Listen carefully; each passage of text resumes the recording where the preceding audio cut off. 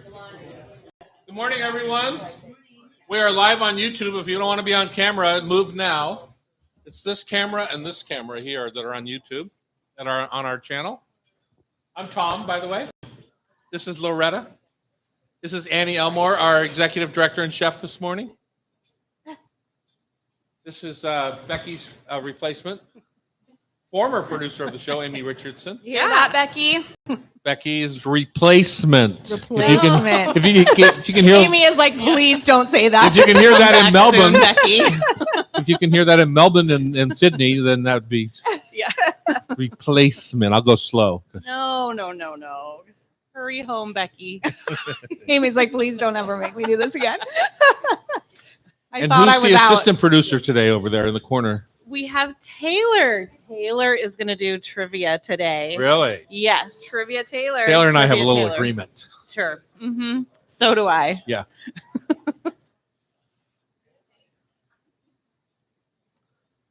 Right, Sean, you ready? We have modern restroom facilities down this hallway. 6134 is the code. It's right by the door, in case you forget. And don't wait till the last second because the doors are tricky. Next thing you know, you'll have to excuse yourself and go to Nordstrom and get a replacement outfit. Shoppertunity. Like you almost did this morning. That's true. Opportunity. I was just talking to one of the waiters downstairs about we would normally when we first started in downtown Seattle be gearing up for the holiday season because people would come down and shop and eat at the restaurants and do all that. It just doesn't. It's almost the opposite now. People just avoid shopping because they're shopping at home and they just avoid the whole process. So except for me, I'm still a loyal Nordstrom customer. Same. Same. With Loretta and I. We're loyal Nordstrom. Are you Grill loyal customers. Nordstrom online customers or down shopping in the store on the streets? In Both. the store, on the But street. I prefer it in the store. You prefer in the store, but you do both. We can smell all the perfumes there then. We got a Yep. spritzy, a martini at the grill. Mm-hmm. Onion rings. It's a good day. Good talk. All right. Oh, and we forgot Sean over there on the technical side of things. And say hi to Sean. Don't call me Del Torre. He's on the editing side of things at Cairo Radio. Hi, Sean. To listen back. Am I? Yeah. All right, here we are in the Hot Stove Society kitchen on Cairo Radio. Let's do that again after we practice that one time. Good job. Clap ready? and I clap, please. Or it's weird for me. You look goofy. Okay. Welcome to the Hot Stove Society show on Cairo Radio. I'm Chef Tom Douglas. We're here at the beautiful Hotel Andra in downtown Seattle, 4th and Virginia, right in the heart of what we call TDville. TD Land, yeah. TD Land, which is so our down campus, the street, our starting in the downtown market campus. at the bottom of Virginia. We have Seatown and Half Shell. Come up the hill. It's a heck of a hill, I will admit. There's a railing. You can hoist Come up the yourself. hill and you run into Neb, our little Italian restaurant. They got some nice publicity last week. Beautiful. And then we have Serious Pie downtown, Dahlia Bakery, Lola, and then upstairs on the second floor of the back of the hotel is where we are, our beautiful kitchen studios, the Hot Stove Society. You can check out all the different classes that we do. Thank you, Annie. Annie just dropped a gorgeous-looking blueberry muffin. Thanks, Annie. It even looks like it has blueberries in it. That's because Danae made them today. Oh, you can come and have a muffin and maybe some breakfast if you go and buy a ticket on hotstovesociety.com, or you can catch us on YouTube. But if you do catch us on YouTube, when you go to Tom Douglas & Co., just make sure you subscribe. It doesn't cost a penny, but it makes it better for us. We all want that, don't we? Better for us. Some of the classes that are happening, I know my turkey class sold out so fast we had to add a second date. Wow. Yeah. Hot commodity, the Mr. 22nd Douglas. of November sold out, but the 23rd has been added. Are there any seats left for that one? There are. Come on, people. Come on. That's the 10th annual Pass the Turkey class. And we do it the week before Thanksgiving, so it's a little bit like a practice. Yeah, you get a practice run in. Yeah, exactly. Make and take Thanksgiving pie with Chef Bridget, 26th of November. Unforgettable. Chef Annie, who is actually part Vietnamese, is going to teach you how to make a real pho. What are you looking like that for? I'm scared to make pho. Yeah, you looked suspicious there. Well, I it's mean, I such need a to learn it perfect from food. I know. It's just I can't mess with it. The substitution, but I'm sure Annie's is. I struggle sometimes in a pho restaurant because I go out fairly often for it, where I have it once really good and then once kind of mediocre. Mm. And there's a restaurant by our house, by the QFC, that happened to me in the last few weeks. I went early, like I want to say it was 11 o'clock. Mhm. It was one of the best pho I've ever had. That You know place, why? it's Miss Pho, right? That place has been getting a lot of Yeah. chatter about And it being had this delicious. beautiful sheen of beef fat on yeah. top. Oh, yeah. And that is such a flavor component. Oh, maybe so of- when they're getting down lower in the pot. So you the think other time I fat- went, I had it at 1:30 in the afternoon, and all that was gone. Mm. And it really changes the taste. It Mhm. wasn't bad at all. I like that restaurant a lot. But I'm just saying, It was it's different. a little yeah. bit like my Dick's burger thing, right? Yeah. I like to go when there's a line because then the burgers are still crispy when right off the griddle, Mhm. rather than when they're slow and the burgers are sat, even for 3 or 5 minutes. Yeah. When there's a line, those burgers never sit. Yeah. They're just pounding them through. It was so fun having Jasmine, on I the know, show she's the last best. week. Yeah. Unforgettable. I love crab cakes. November 30th. I'm going to do 5 or 6 different kinds of crab cakes with different kinds of crab. Looking forward to that. And Rashida, our newest member here at the Hot Stove, is going to do a dim sum brunch class on Yeah. December 14th. There's so many more. I know I have a steak grading class coming up too. That's exciting. I don't know if it's going to sell or not because it's on the 21st. It's a little close to Christmas. But you could bring your family. Bring What my a fun family. activity. No, people can bring their families. That's whoever's the visiting. Velvet Fog of Amy Richardson. You might remember her. She used to produce the show. How many years ago? 3 or 4 years ago? 3 or 4 years ago. Right at the beginning of COVID, right? Yeah. Yeah. Yeah. Yeah. Nice to have you back in the Becky chair. is Well, once again gallivanting around the Yeah. world. it's unbelievable how often she goes and then for how long she goes. I know. It's awesome. Good Yeah. for her. Good for I want her, that is life. right. Mm-hmm. She's in Australia currently. Hi, Becky. You have 3 3 babies. I have 3 grandbabies. You have 3 Yeah, babies. I won't be gallivanting No. anytime soon. Let's see. On today's show, it's gravy season. I'm going to talk through making gravy. It's one of the things we're going to do at my Thanksgiving practice class. Tom Douglas, gravy god. Gravy God, I have the necklace. To I prove know. it. Are you going to wear it at You your bet I'm Thanksgiving going to wear class? it. Are you kidding me? Where do you keep that? I keep it right next to my Your James Beard? Award. No, he really does. I really do. They hang on the same hook. That's so great. Yeah. I have 3 of those and 1 Gravy God necklace. Award-winning chef Maggie Trujillo from Fire and Vine, which, if you don't know the corporate name, that is Gaucho Restaurants and Heirloom and a bunch of things that I don't even know how many restaurants they have now. And she's going to be here to share her story. We're going to dig into ways to make the most of fall greens. And, for Amy, for this, because our show you can watch live while we're taping, or you can listen to it live on the radio, live from tape on the radio. Yeah. I'm going to give away 10 jars. So the first 10 people who email us Okay. after 6 o'clock on Sunday, afternoon on Sunday, So after the show airs. after the show airs for the second time Sunday morning. So afternoon on Sunday. You can't do it today when you're watching. It's not fair. But afternoon, I'm going to give away 10 jars of, you know why? Why? It's my secret ingredient to my Ooh. fall greens. Ooh. And it's our fish taco rub, right? Yep. We're going to eat some today. We're going to eat some today, and we Yeah. have it for breakfast every week Yes. here during the show. Okay. So we're going to give away 10 jars. We'll mail it to you. And it's the fish taco rub, and it's a beautiful blend, 4 different mild chilies and some lemon and lime crystals. And it just brightens everything without adding a bunch of salt to it. So I love it. And people think because it's fish taco rub, they think you can only make fish tacos Yeah. with it. Whatever. Whatever. We're Father and son multifaceted. captains John and Jack McHenry are here to dive into the world of Alaskan halibut fishing, and we're going to cook some halibut cheeks. Beautiful. Lovely. Loretta's shortcut to scratch is gnocchi. Are you We're going to doing tip your gnocchi. hat one way or the other, shortcut or scratch? Well, I'm really hoping that the shortcut works out here What did you make from scratch? No. Well, then how do we know? because you've had scratch gnocchi before. Maybe our listeners haven't. Okay, well. And lame. Get up in the morning. 5, 6 a.m. Get up. 5, 6 a.m. I've just gone to You bed. just gone to bed. We could steal some Or from the you were Ned just up for the freezer. 3rd time with the twins. Yeah. Eric Tanaka, our partner, Loretta's my partner, along with Sean Hartley. is going to be here, just back from Mexico City. And my 4 days in Mexico City was traumatic Ooh. in a funny way, Oh, I think, okay. because it was so fun. But when I went to the market, they suggested I take a security guard with me because So I'm tall. I think of how I look. Yeah. Yeah. I look like a tourist Yeah. There's no mistaking you for a local. for a local.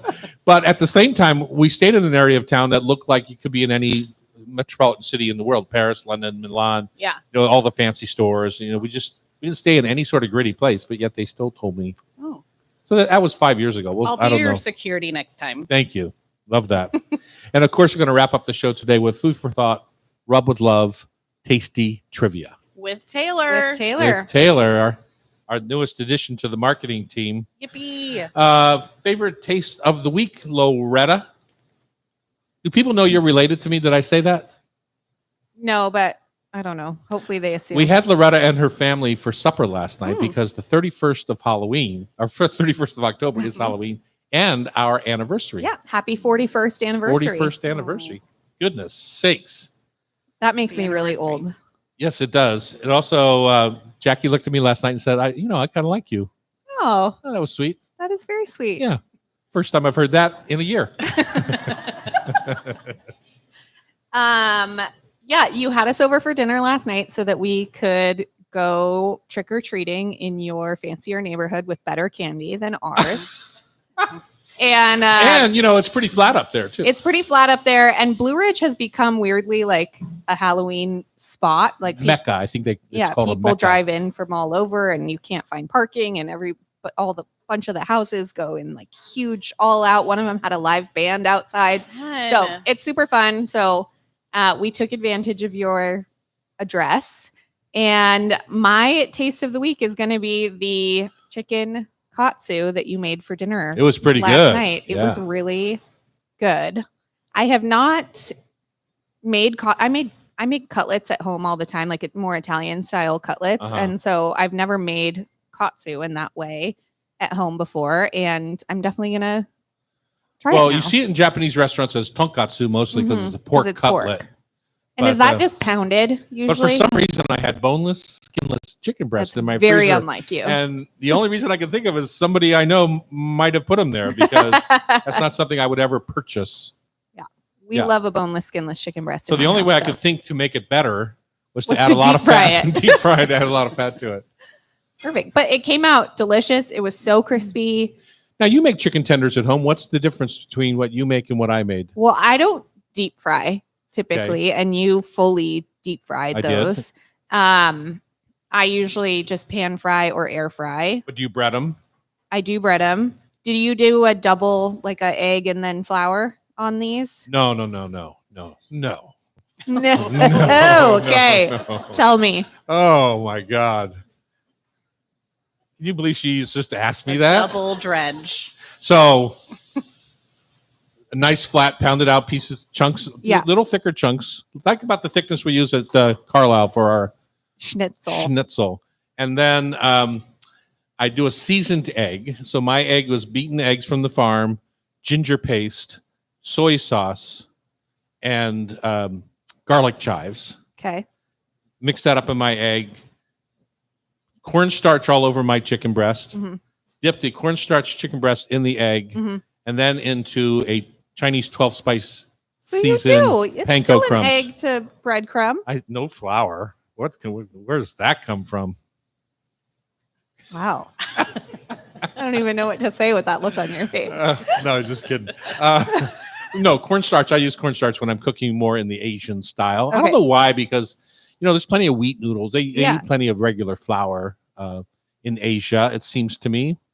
But that's what I do when Okay. I'm cooking Asian generally. So And try then to you used panko, which gives it that thicker. Yeah, and I Then used- if you buy Italian style breadcrumbs, they're usually that They're much really, finer, really fine. yeah. So and then I panko. usually use one of my spice rubs. So this time I used the Chinese 12 spice. And did it you was twice fry? No. No, one fry. one fry? They were really good. They were really good. But the key is you have to go to the store and get tonkatsu sauce. I Yeah, was trying to teach Hercules how to say tonkatsu, but you have to say it with pizzazz. You have to say it like a a sumo wrestler. Tonkatsu. You know, you have to really Really kinda get into it. get into it. Okay. Yeah. And Yeah, I actually was kind of he surprised said by that that. was too loud for me, Dad. Do this week. Yeah, he doesn't like a loud noise. I was kind of surprised by it because that jarred sauce or bottled sauce was exactly what you want. And I guess in my head, I would have expected you to make a version Right. of it. So to just have you plop the plastic bottle on the table. Well, Wow. I just- could have put it in a bowl and hidden the true source of it from you. But I'm just saying, I mean, that is a shortcut. It's exactly what they would use in a restaurant. Exactly, They would use a Japanese restaurant, a tonkatsu sauce. Yeah. Or- I just wouldn't have thought of that necessarily as a bottled product in Yeah. that way. Super good. you know, it's like hoisin sauce. You can make your own hoisin, but nobody makes their own Does. hoisin Okay. sauce, right? Or I have I'm fermenting my own miso right now. And people don't really do that, right? So, Yeah. I have a big jug of miso. We are now at 7. Let's see, I did it in June. No, I did it in May. So we're 7 months, something like that. Yeah, It's gonna be delicious. delicious. What's your taste? My taste is the tonkatsu sauce. Sometimes, you know, you love that segment, Shortcut to Scratch. Sometimes there's just as good of things on the marketplace as there are that you could make yourself. And that is a particular flavor I've grown to love over the years in Japanese restaurants. Mm-hmm. And so that's what I wanted. I wanted that jarred sauce, Mm-hmm. you know, that classic kind of flavor. So that's what I got. And What my did you- mother would have killed me to put that in a plastic jar on the table. But my mother would never have eaten or made tonkatsu or, Yeah. or chicken katsu. or yeah. So rest in peace, Mom. I did it. I put the jar on the table and And I liked that last night you didn't serve it just with steamed white rice, which I think would be typical. You Mhm. made those like miso sesame sweet potatoes, that that were your really mom dug good. up, you know, from Yeah. her garden. So Big saute of green beans from the farm and So good. shiitake mushrooms. Oh, not And from then the we farm. actually had a nice finish. I stopped and got a little surprise anniversary cake on the way home from Fuji Bakery. oh, delicious. And it had a little strawberry shortcake cake. Yeah. It's Yeah. like a really light whipped cream Kids sponge loved and- it, didn't they? This is what Adonis just put his full hand into the whipped cream and shoved it in his face. You know, to my horror, last night we got home from your house and you Hercules left your kid. No, Hercules looked at me and said, "Mommy, can I have one more piece of Halloween candy?" And I said, "Of course." And a minute later, he came back with a mandarin and said, "Can you peel this for me?" To your horror, that should be horrific. Her Not son my doesn't child. eat candy. It's not my child. Wow. Yeah. Can you imagine that? His favorite thing he got was fruity gummy bears Yeah, and an orange. and an orange. Yeah. Wow, let's just tear him to bits. All right, let's talk gravy when we come back on the Hot Stove Society Show 97.3 FM.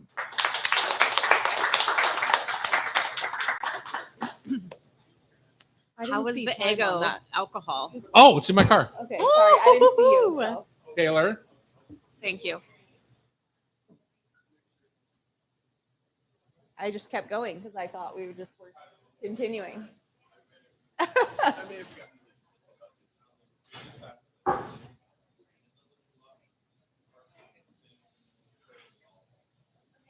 Do we want Taylor to grab some homemade gnocchi from Neb? Do we have any right now? Oh, let me text Balti.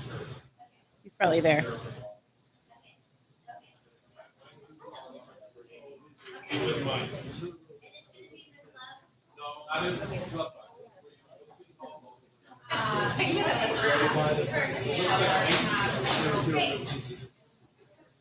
We're going to talk about it on the air as Amy's Taste of the Week.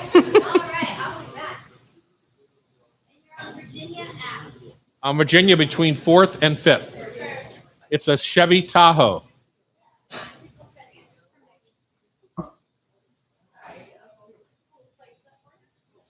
What brings you all here this morning? Are you all fish heads? No, just regular. You're all fish heads in the back. You're just happy to be here. Cute. You're on safari. Apparently, that's the rage right now in Paris. Leopard print? Yeah, leopard prints. I just got an alert for leopard prints from anthropology. Really? Opportunity. Yeah. I'm kind of go. If they're down to anthropology, then they're probably not the in thing anymore. Yeah. pant. Kind of into it. Maybe we should shop after this. I need to go shop for the pants. Who in here is a gravy god? Anybody? Anybody make perfect gravy? Okay, fine. I was going to invite you up. Huh? You want to come up and tell us about your gravy? Okay. We're nice people. Your choice. You can think about it. But as I'm going into it, if you want to put into your 2 cents of what makes your gravy perfect, I'd be curious to hear. Balti's bringing some. Oh man, it's fresh my pack. Yeah. Baltimore's bringing some neb gnocchi that he. Oh, really? They were really good. Oh yeah. They're light as a feather.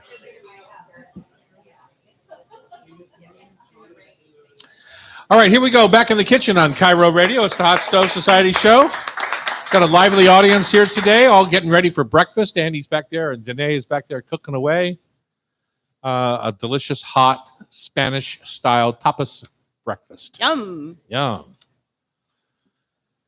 Let's talk through making gravy.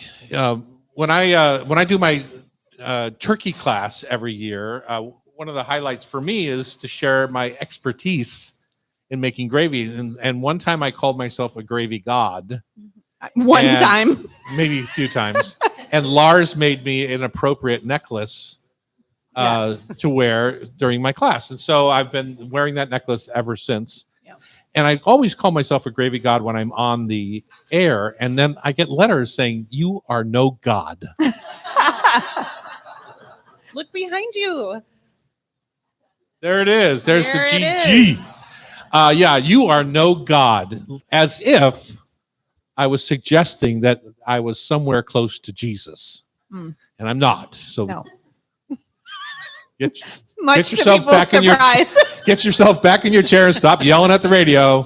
I know a gravy god is different. Gravy guy. You're A the gravy guy. No, I'm a god. I'm a Oh, gravy oh. god. GAWD. God. GAWD, exactly. All right, let's make gravy. Okay. So what's the number one thing? You've been around long enough, you should know some of these answers. Okay. The number one thing to make good gravy.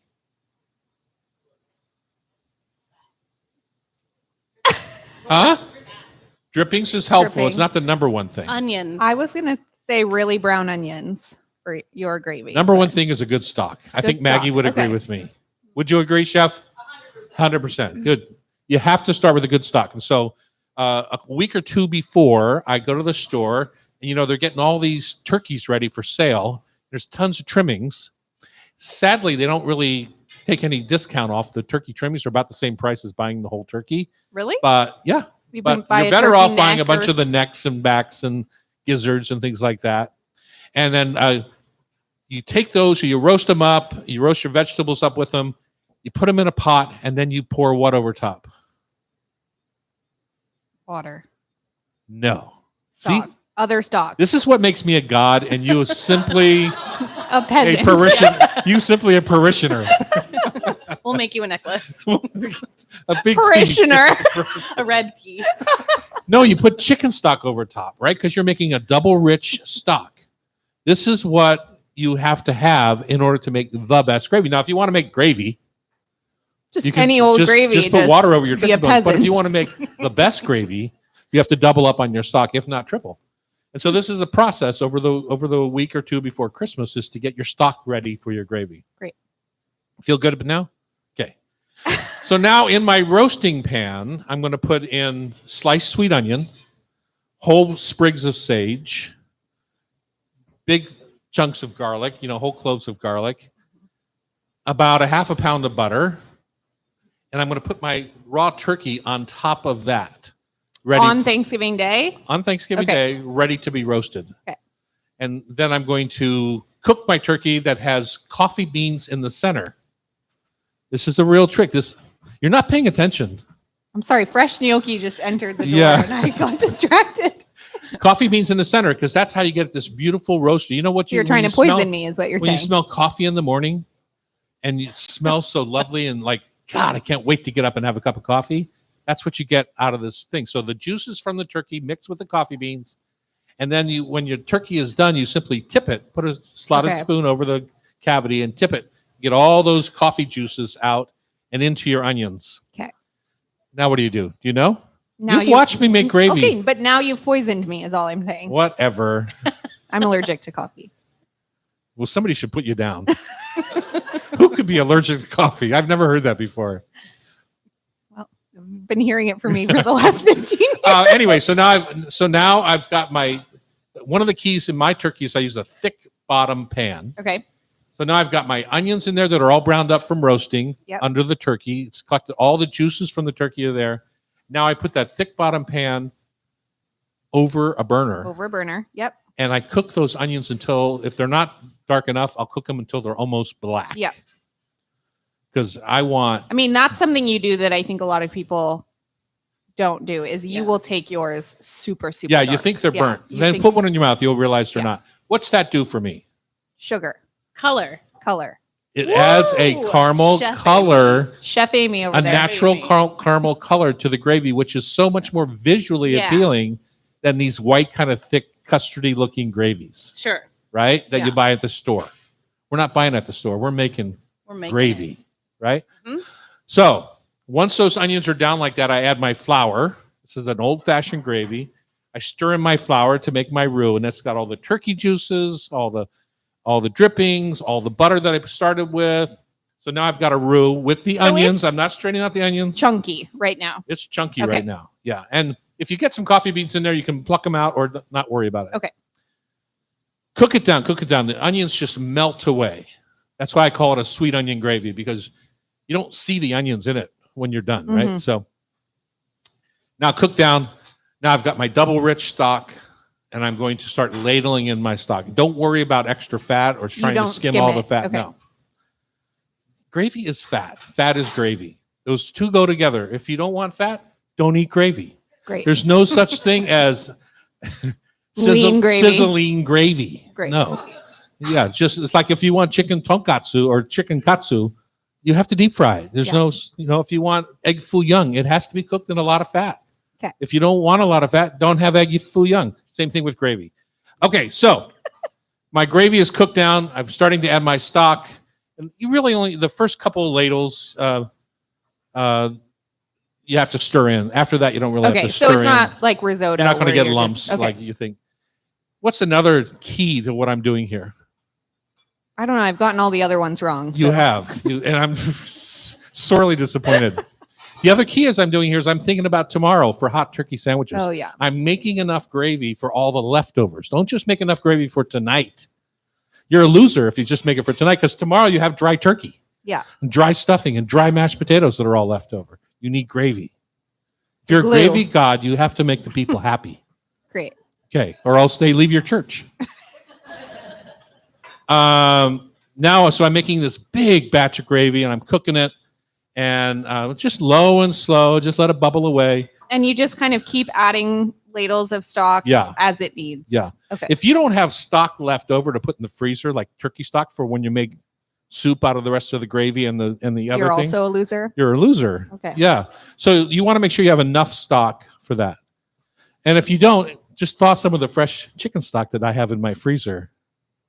Yeah. Because the gravy god 'Cause we always all has a have that. backup. Uh-huh. Yeah. Yeah. Yeah. So now got it nice and thin. You have to preheat your gravy boats. I have two special, I only use them for turkey gravy. I have two special ceramic jars. They're Emile Henry. They hold about a pint of gravy each, which goes on each end of the table. Yeah. If you're passing around a little old-fashioned gravy boat of gravy, by the time it gets from one end of the table to the other, Loser. it's going to be coagulated mess. Who cares? Take this away. Right? Now, so we got two hot ceramic jars. Before it goes into the jar, I get out my immersion blender and I blend any little bits and pieces that are still there. I'm not straining. Chef Terry, rest his Chef- soul, is not a gravy god. He is a sauce god, right? Yes. He makes a nice reduction, very different than a gravy. So yeah, because ours is like a little bit chunky still. It's not. It can be yeah. if I don't use the immersion blender, but I use the immersion blender. Okay. And then, you don't get everything. You Yeah. get little bits and pieces. So then you just pour it into your hot ceramic, not a little glass, nugget. Gotta hold the heat. Yeah, a pint so that it stays hot, 'Kay. right? And you have to have backup. So if it goes around the table and you empty it out, you're not just going to say to your guests, sorry, you're out of luck. Yeah. You have to have enough gravy. It's the key component for you. Honest to God. Honest to God. Honest to gravy God. Honest to gravy God. Sean says we have 1 minute left. Okay, so where do you put the gravy? Once the gravy comes around to your plate, around the table, you're sitting there. You've been through the service of the food. So Round you've one got of dressing dinner. on your Okay. plate. You've got mashed potatoes on your plate. You've got white and dark turkey on your plate. What do you do now? Everything. Cover the plate. You put a little tablespoon on your mashed potatoes? No. You put just like a little touch on your turkey? No. No. Loser. Losers. You cover that dressing. Yeah. You cover those mashed potatoes, you cover the turkey. Absolutely. And you praise the Lord to the gravy God. Yes. And then I take my bow and I exit stage right. Wow. I eat by myself in the kitchen. With your own bowl With of my gravy. own bowl of gravy. Exactly. We do have this recipe on tomdouglas.com. Oh, do we? We do. Oh. We did add the mushroom rub as a little gravy Oh, that's helper. true. That's Mhm. that's a more recent addition. Mhm. Yeah. But we don't really. Well, I have just a few jars here at the Yeah. hot stove. I have one in my cupboard that I'm saving Coveted. for Yeah, Thanksgiving. it's a That's great. how I feel about the turkey rub. I'm stashing it away. It's a great gravy helper. I can Mhm. tell you that right now. Just 2 tablespoons into that batch of gravy, and it's porcini powder. Yes, so But good. it's powder, and it just infiltrates your entire gravy. On the King Bolita stuffing. Oh my It's God! the best. You're just giving me chills Yeah. right now. Maggie, Maggie, are you going to come on after all that? Maggie Trio is here. She's the culinary director of Fire and Vine Hospitality. She was back on the show during the beginning of COVID, and now she's back with a whole new job. And look at all that food she just brought. On Cairo Radio, it's the Hot Stove Society Show, 97.3 FM. That was a segment. Fired, huh? Well, you have been watching for 30 years. I'm usually making pie. I'm not paying attention. What do you think of that? More comfortable standing or sitting? I'm fine either way. Okay. Thank you. If you want, you're going to be Amy Richardson. I think I'll sit. Okay, awesome. You want to be like, No, you have to look at it Within it. first. Okay, awesome. Brunch in a jar. oh my God, I can't wait for this. You have to show it to the audience. They can't see it from there. You have been out of this chair for a long time. Eggo brunch in a Those are some jar. blueberries, Dad. Waffle and syrup cream liqueur. At my house, if you're above the age of 21, you have a choice of minis that you get instead of candy, At trick mini or booze treating. bottles instead of candy. And this was one of the minis that Amy chose last night. There's a lot of blueberries in this muffin. Yeah, shocking.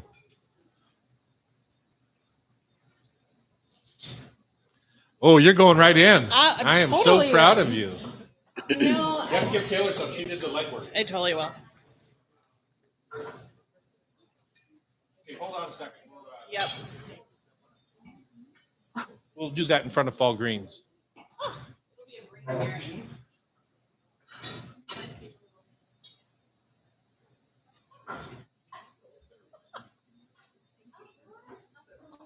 It's going to go great with my blueberry muffin. It tastes like. Here, you can see where we sit from that. I'm not mad at that in a weird way. Did you see the label? Eggo.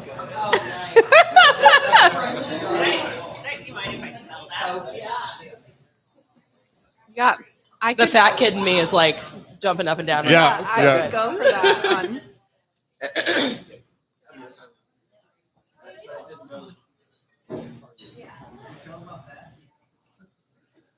Okay, let's keep going here at the Hot Stove Society Show. Maggie Trujillo is here. She's the culinary director of Fire and Vine Hospitality.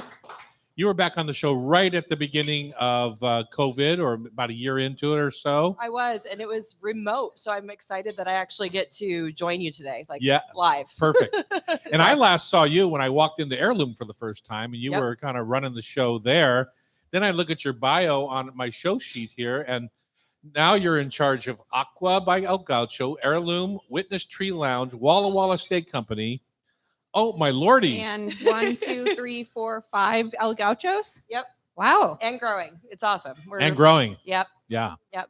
Congratulations. Thank you. We are an awesome group to work with, and I'm really excited to be on the show today. So you work with Chad, or do you work with one of the other chefs, or what's your job like? Well, it's a lot of fun because I'm part of the leadership team now. So I get to work directly with Chad on property development, but I also work directly with the executive chef team and the sous chef team on collaborating on menus, new items, big purchasing for the group. It's just like it's a really fun new job for me. Good. Honestly, it's Good. like I love being an executive chef, but like this for me is just a little bit more where I get to work with multiple people.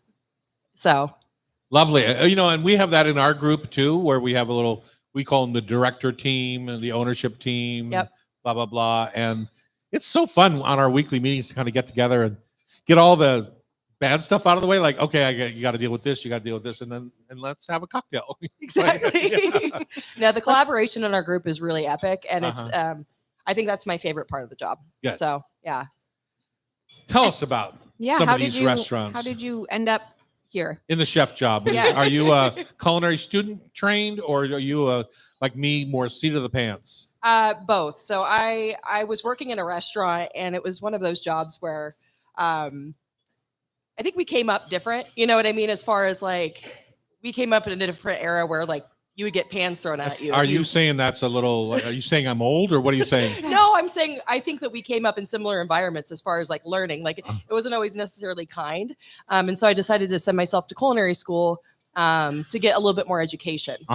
Because I was like, I was learning a little bit in the restaurant that I was in, and I learned a lot as well about like the restaurants I didn't want to work in. Right. And so it was really fun to go to culinary school, get a little bit more background, and then just kind of worked my way up in the industry. So I was in Oregon for a big chunk of my career, and then moved to Seattle in 2018. That's when I joined Fire and Vine. So let's go visit that for a second, because that concerns me, because I never experienced that. really, And I'm curious, so what you're saying essentially is that kitchens were rough and tumble, yep, and that I know a friend of mine worked at a place called Labusnik and had a pan thrown at him. yep, That just had never in my whole life have I ever seen anything close to that. yeah, And there is this perception out there a little bit that happened in a certain era of cooking. Yep. Chef Terry, when he was there, he would tell you as an apprentice, when 14 years old in France, that happened all the time. yep. But I never saw it. And I've had my own restaurants now for almost 40 years, been my own boss essentially.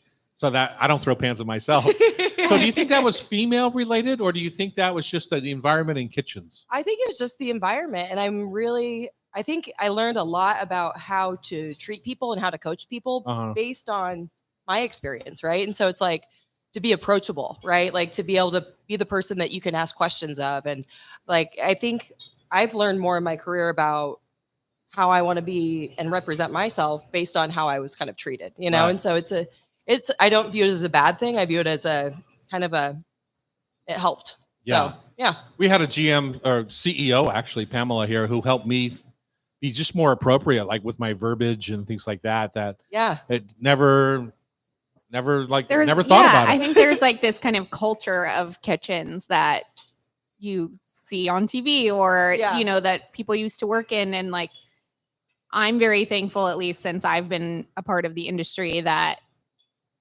I feel like we have evolved from there. And I think there's a lot of people that work in the industry that would say that they miss certain things about how it used to be, or like in the good days of like owning restaurants. And, there is plenty of that. Like you used to just be able to be more fast and loose with stuff. Tell I would say. sexist jokes or Yeah. all the things that we Or, used.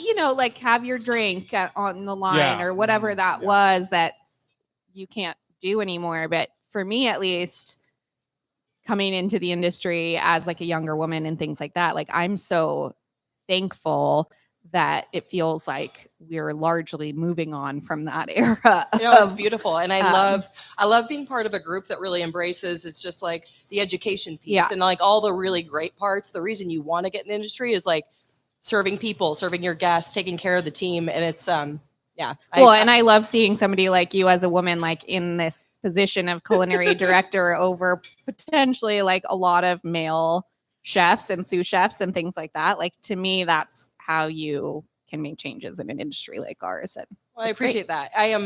I was the only woman executive chef in the group. Wow. So, but we have some really baller sous chefs. Uh-huh. So, That's awesome. Yeah. So partnerships, you're taking on partnerships for the company, and you have a criteria, community partnerships. What's the word I want? Regenerative partnerships when it comes to what you're serving. How do you go about your process? Well, I love partnering up with sustainable farms in particular, and I know that you've got your own farm, which I think is just amazing. Yeah, it's teeny tiny. It's not. I mean, I don't want to overstate what it is, but that's such a cool thing. I really like to work with Sound Sustainable. I think that they do such a great job, and it's such a cool program because they basically all the restaurants in Seattle compost, right? And so they take the compost and then they plant organically from that. And we get to work directly with Jamie, who runs the operation, and kind of create a planting list for the year. We are working on layering in some other farms that we had previously used years back. So kind of rekindling some of those connections that I'll be able to chat a little bit more about once they're set up and running. But just a fun process, because we're looking at trying to pair up some hydroponically grown lettuce right now. Also, Tuna Maker Farms was a previous partner. We kind of re-engaged the conversation with them. But yeah, that's just the fun projects I get to kind of be involved with. As You a chef. sell a lot of beef. Yeah, we do. Well, tell us about how do you source your beef, and what criteria that you have? Because we had, I think it was last week, we had a beef cattle farmer here from Royal Ranch Awesome. over by Vantage, and it was interesting his process on a huge cattle farm. Yep. Yeah. We could go with so certified Angus beef is pretty much the top of the line of what you can get in the country. All of our beef is certified Angus beef, and then we kind of level it up even further. Our tenderloin is certified Angus beef choice because it's tenderloin, and it's delicious, and you could pay for prime, but it's already so good as it is. But for all of our other cuts, we do 28-day Nyman Ranch dry aged, which is, they're just an incredible partner to work with. Paul McKay paired up with them years ago, and we've really, even through pandemic, even through everything, it's just it's a very important partnership in our group. The level of beef and the level of care that that they put in is really impressive. It's like they spot check all of their ranchers, right? So they'll go and make sure that the cows are being watered appropriately, fed appropriately. They have to be in a very clean environment. So there are standards, right? Yeah. I mean, explain that to people what Nyman Ranch is. It's literally a standard of production that you sign up for to get to be able to use that it's name, not necessarily like a single it's not ranch. the It's Nyman just- Ranch. yeah. Exactly. So ranchers can basically, it's kind of like the top level that you can get in the country, and ranchers can choose to be part of the program. But in order to be part of that program, they have to meet all the criteria of certified Angus beef, and then even go above and beyond and hit John Tarpoff standards, which are kind of insane. So, I mean, it's insane in a beautiful way, right? Like, it's just, we trust the beef. And then when it goes through that dry age process, it's just something really special happens to it as well. So, yeah. And that standard goes from birth to the slaughterhouse, honestly. So the way they're killed, how they're taken to the slaughterhouse, I mean, there's all sorts of standards there. And they're not halal, certified halal, but they do basically all halal practices, which is actually pretty cool as well. So one of the things that I think is cool about being a part of like a larger restaurant group is that you have more buying power, right? So you have more influence over the process. Like you said, with your partnership with Sound Sustainable, like to be able to say, we're buying enough that let's talk about how we can implement different practices like from the get-go. I think is really cool, and a really cool thing that unfortunately some one-off restaurants might not get because they're just not purchasing enough, but it creates change for the industry as a whole if you're able to say like, no, this is really important to me that I want, or we're a massive company like steakhouse and we're only going to buy this Nyman Ranch, principled beef. Like that creates demand. I mean, I imagine that must be really cool to be in charge of like, okay, what lever can I pull here to Yeah. Well, and I think for me, it's really fun to be part of beef conversations with the rancher. So we have weekly or monthly calls where we get to talk with John Tarpoff about what the industry is looking like, what the cattle industry is looking like, and to have like that direct information from somebody who's in charge of all the ranches is really, it's a fun part of my job. I love it. So Loretta's husband works with beachers and Mishima Mishima Reserve, yeah. Reserve, and so he's actually out buying cattle sometimes as an attorney, doing cattle contracts, and all the way down to the very. I've learned more about cattle in the last 2 years that he's worked there than I ever thought I would know. Yeah. I'm sure you feel the same. Yeah. It is interesting, though. One thing I would say about your question, though, Loretta, is there isn't the big savings that you would think. I would think it's more of the second part of your answer, which is more of the asking them to be part of a solution. It's like when you're saying, I can't get a better price on Bristol Bay sockeye than anybody else can get, but I can talk about the sustainability of Bristol Bay sockeye with a bigger voice because it's important to me, right? So there's many ways to get. And you can do that for the customer too. Like if you start educating the customer by virtue of the size of your company, like you're just seeing more customers through your doors than a lot of other people are. Yeah. Super interesting. What's next for Fire and Vine? You have about 30 seconds to give us like some secret. Rattle it off. Do you have a gravy god at Fire and Vine? I would like to consider myself a gravy god. I actually add chicken feet to my stock to give it more collagen. More collagen, yeah. Yeah. And it's also really fun to play pranks on people and put roasted chicken feet in their coffee cups. It's a nice little surprise in the morning. Really? Yeah. You're a piece of work, this one. Amy Richardson would freak out. So yeah, that's excited to do that. This is my friend that doesn't eat meat on a bone. Oh. She fork and knife to a chicken wing. Just saying. That's true. All right. Thanks, Maggie. We've been talking to Maggie Trujillo, Culinary Director of Fire and Vine Hospitality. You know them better as El Gaucho Restaurant Group and Heirloom and Aqua and all the ones that are all over the Northwest. When we come back, it's time to talk fall greens. And maybe we're going to discuss for a second the Halloween present that I brought for you that I was handing out on Halloween. On Cairo Radio, it's the Hot Stove Society Show, 97.3 FM.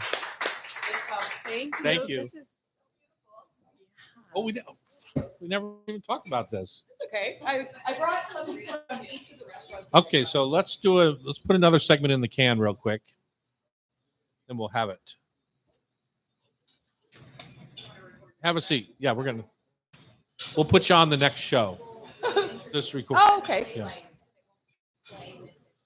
Okay. No problem.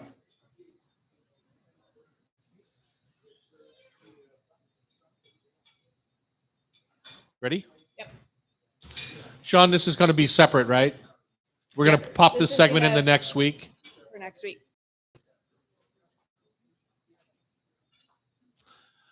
All right, here we are back talking to Maggie Trujillo. She's the Culinary Director of Fire and Vine Hospitality. She was on the show last week, and this week we actually taped an extra segment last week because she brought us a bunch of food to taste from the restaurants that are included in the Fire and Vine collection, including Aqua by El Gaucho, Heirloom, which is across the street from our new restaurant, Half Shell, next to Cutters. A lot of people know where Cutters is, so it's in that little cubby in the center of that building there. It's hard to see sometimes. El Gaucho, Bellevue, Tacoma, Portland, and Vancouver, and Aqua. No, I'm talking about Anne. You said is maybe growing and maybe growing. I can speak to that on the next show that I get invited to. Okay. She has a culinary arts degree from the Cordon Bleu at the Western Culinary Institute in Portland, Oregon, and 2004, and has since worked at notable Oregon establishments like Leila's and Lark's Restaurant. So what we didn't get to last week, we're going to get to this week, is some of the creations that you're making at the Gaucho Group, at Fire and Vine Group. What did you bring us to eat today? Because our audience is staring at them. I just brought a little sample of each of the restaurants. So I love the sustainability piece that we talked about on the last show. So with our salmon, I like to take the salmon trim and the belly and all the really good stuff and do a light cure on it, smoke it, and turn it into a rillette. And so you use the majority of the fish and you get all the good stuff. What is a rillette? Because I think it's a confusing term for people because it's not pate and it's not salmon belly. It is a production. Yeah. I always consider it, you mostly see like pork rillette, but it's basically like a rustic picked meat, right? And it goes through a cooking process. Cook the hell out of it. Yeah, exactly. Generally, but maybe not the salmon, but duck or pork. Yeah. For this, we really just steam it after we we do a steam and a cold smoke, so it stays nice and tender. It picks up all that delicious flavor, and then we put a little bit of smoked Akura over the top, just to kind of double down on salmon plus salmon. Those are the kind of rosy looking or orange looking salmon roe eggs. Yep. That just glisten in the sunlight. Right? Studio lights. Yeah. And then pickled mustard over the top, because I'm a sucker for pickled mustard. Like mustard seed. Yep. Okay. Yep. Beautiful. Little toast with that, radish. And what's dill. a binder in a rillette like this? In pork or duck, it's the fat of the meat itself. Yeah. And I don't think there's enough fat in salmon to be the binder. So what do you use for a binder? Egg yolk and creme fraiche. Okay. Yeah. And the creme fraiche is just lovely, and it just kind of melts in. Yeah. Also use just a little bit of butter, because butter is like, Why Who not? doesn't love Yeah. butter? And where is this at? so this is featured at Aqua, At which is Aqua. awesome. Okay, cool. And then beef tartare. I mean, that's obviously a gaucho. So the one thing I forgot to bring was fiend herbs, of course. And I was like, oh, the fiend herbs would like always make it. But it's really delicious. It's got a little olive tapenade, a little egg yolk over the top. And then carrot cake is actually featured. No. We have to stay on this for a second. Like, don't skip the beef. No. I am.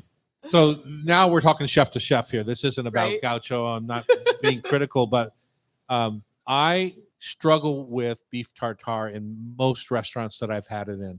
My favorite is the crudo that you get in Alba, Italy, or Mhm. somewhere in Piemonte, where it's literally just minced meat. Yep. And there's little olive oil. Once in a great while, they'll grate a little Parmesan over top, but it's just that. Yep. And they'll sit there and eat 8 or 10 ounces of raw meat that's just like a paste on some sort of baguette or a Piemontese style bread on the side. But a lot of times they just take a fork and eat the whole dang thing. Yeah, it's delicious. It's delicious, but it's a lot. Yeah. Now, my struggle in America is that the raw beef, and this happens with tuna too, maybe you agree or not agree, but the raw beef here is generally mixed with raw onion, sometimes capers, sometimes a little anchovy, always an egg yolk on top, and other things where that kind of, in my mind, take over the meat flavor. So what's your theory on serving raw beef and what tartare is supposed to be? Because there's probably a Amy, why don't you look that up while we're talking? There's probably a definition of what that is. I just thought it was raw chopped beef. Yep. I like to keep the flavors really clean. So what I don't like about raw garlic is that it's too hot, right? And so it just kind of like It takes over. it kills your palate. Yeah. So what I do is I do make what I call a tartar schmutz. It's like the prep word for it, but it's to kind of bulletproof it for the person tossing it, right? So it's really olive oil, a little bit of Dijon, typically fiend herbs, and then garlic that's been kind of like lightly toasted off to remove the gas. Okay. And that way the flavor of the beef really shines more so. I do feel like with the olive tapenade, it's delicious. It's a really nice accompaniment, but I also understand the perspective of if you have just really great beef, you don't really need that either, right? It's So that's just an embellishment that you choose at Gaucho. That's not necessarily, because I think it's like caviar to me. Yep. People always think caviar has to be served with sour cream, onion, and sieved eggs, right? Yep. And to me, caviar should be by itself. I like it All on those potato things, or a potato chip, yeah, or a bellini or something. Yeah. But essentially, my point being that all those things cover up, mask what you just paid $80 for an ounce of caviar, and now you're putting sour cream on top. Correct. And Yeah. it makes me twisted. Yep. And Terry and I would disagree on this also. I can't help. We on the show for 25 years together, so I can't help but this is especially good now because he can't argue with me. Actually, it's the worst part of it. It's the worst part of it. That is.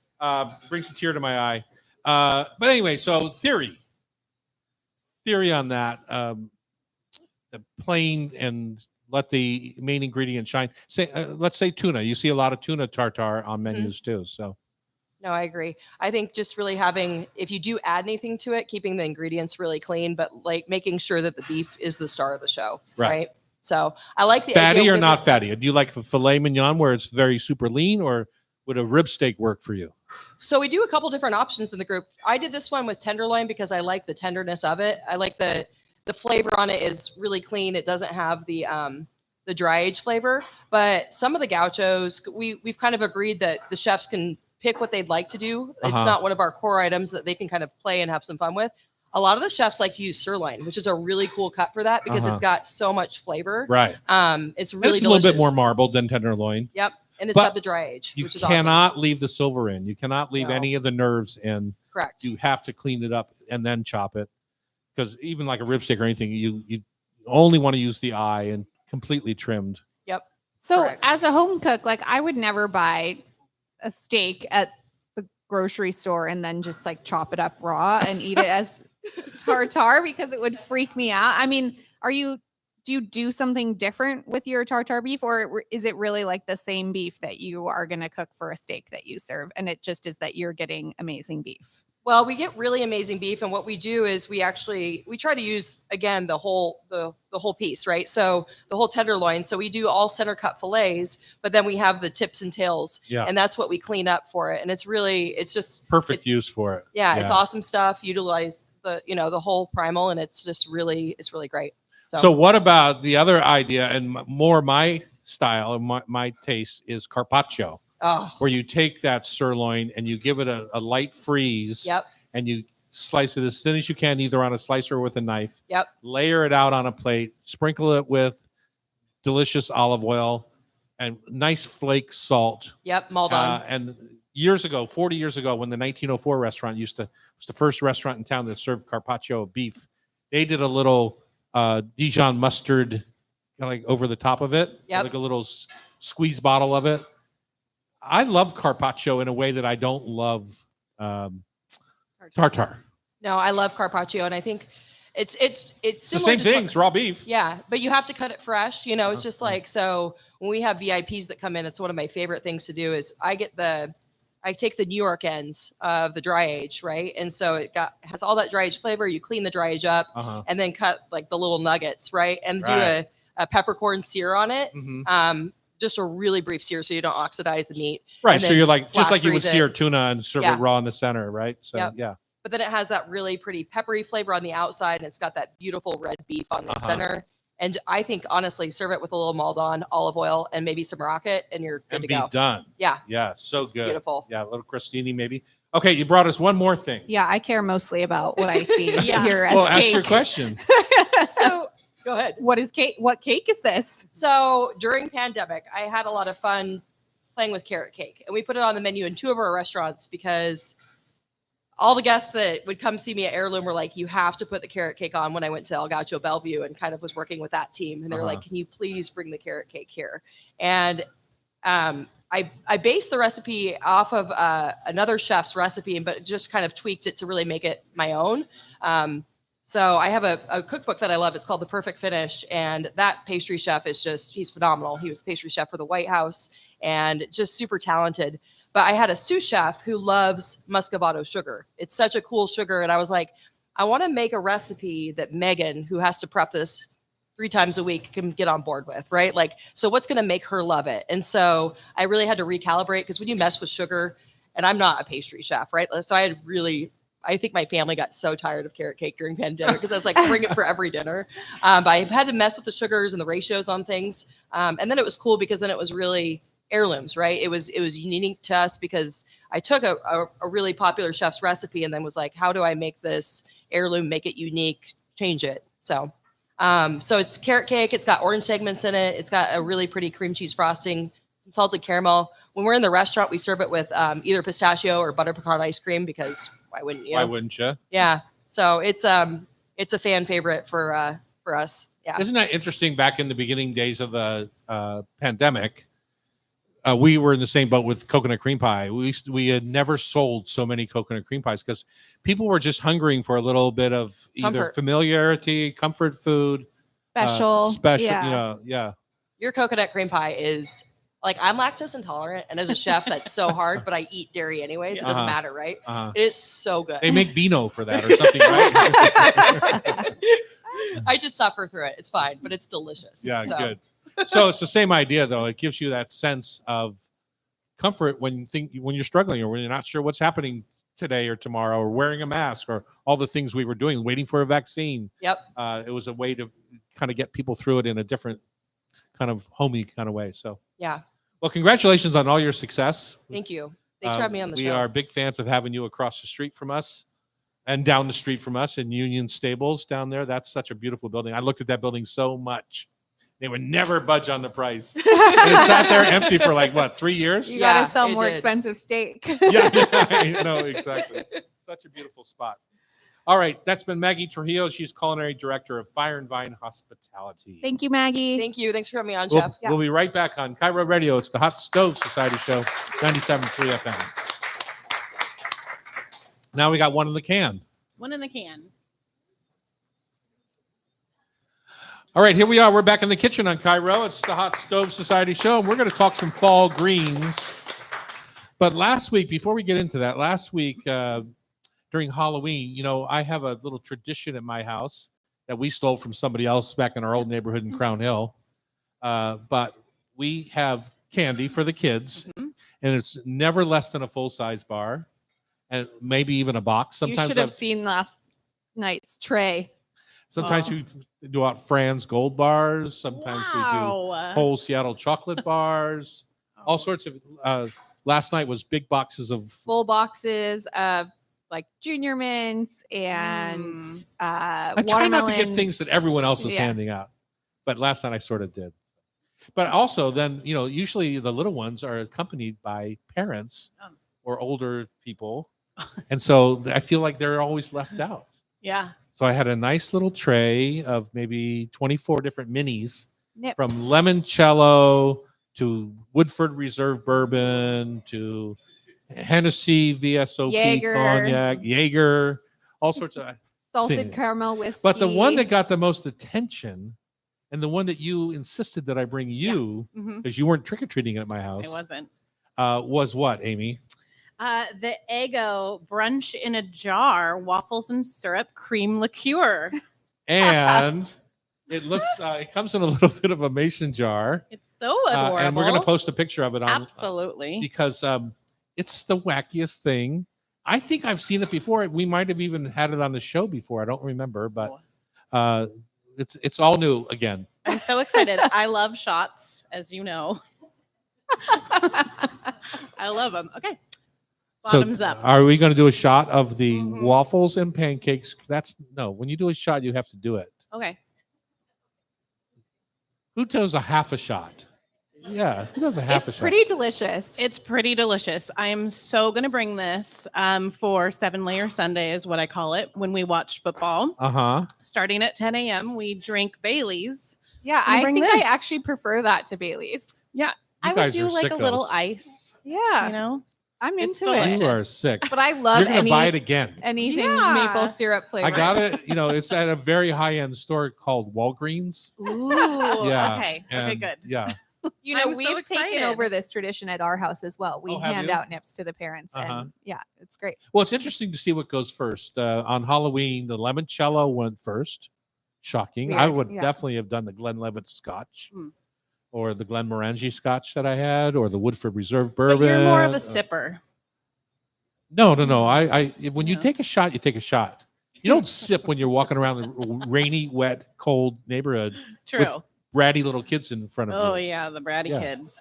Lovely small children Lovely. Oh, yeah. There's those too. enjoying their favorite holiday.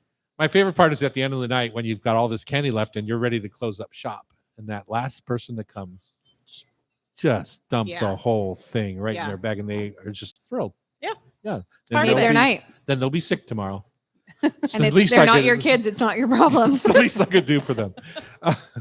Well, thank you. This was quite enjoyable. Yeah. Are you going to be more talkative on the show now that you've had a Probably. shot? Yeah. Yep. My guess is it's about 20% alcohol. It's probably not much in there. Let's talk greens. Loretta, do you have From a fall shots green? to greens. Shots to greens. Do I have a fall green? I mean, I know it's basic, but I love kale. Okay.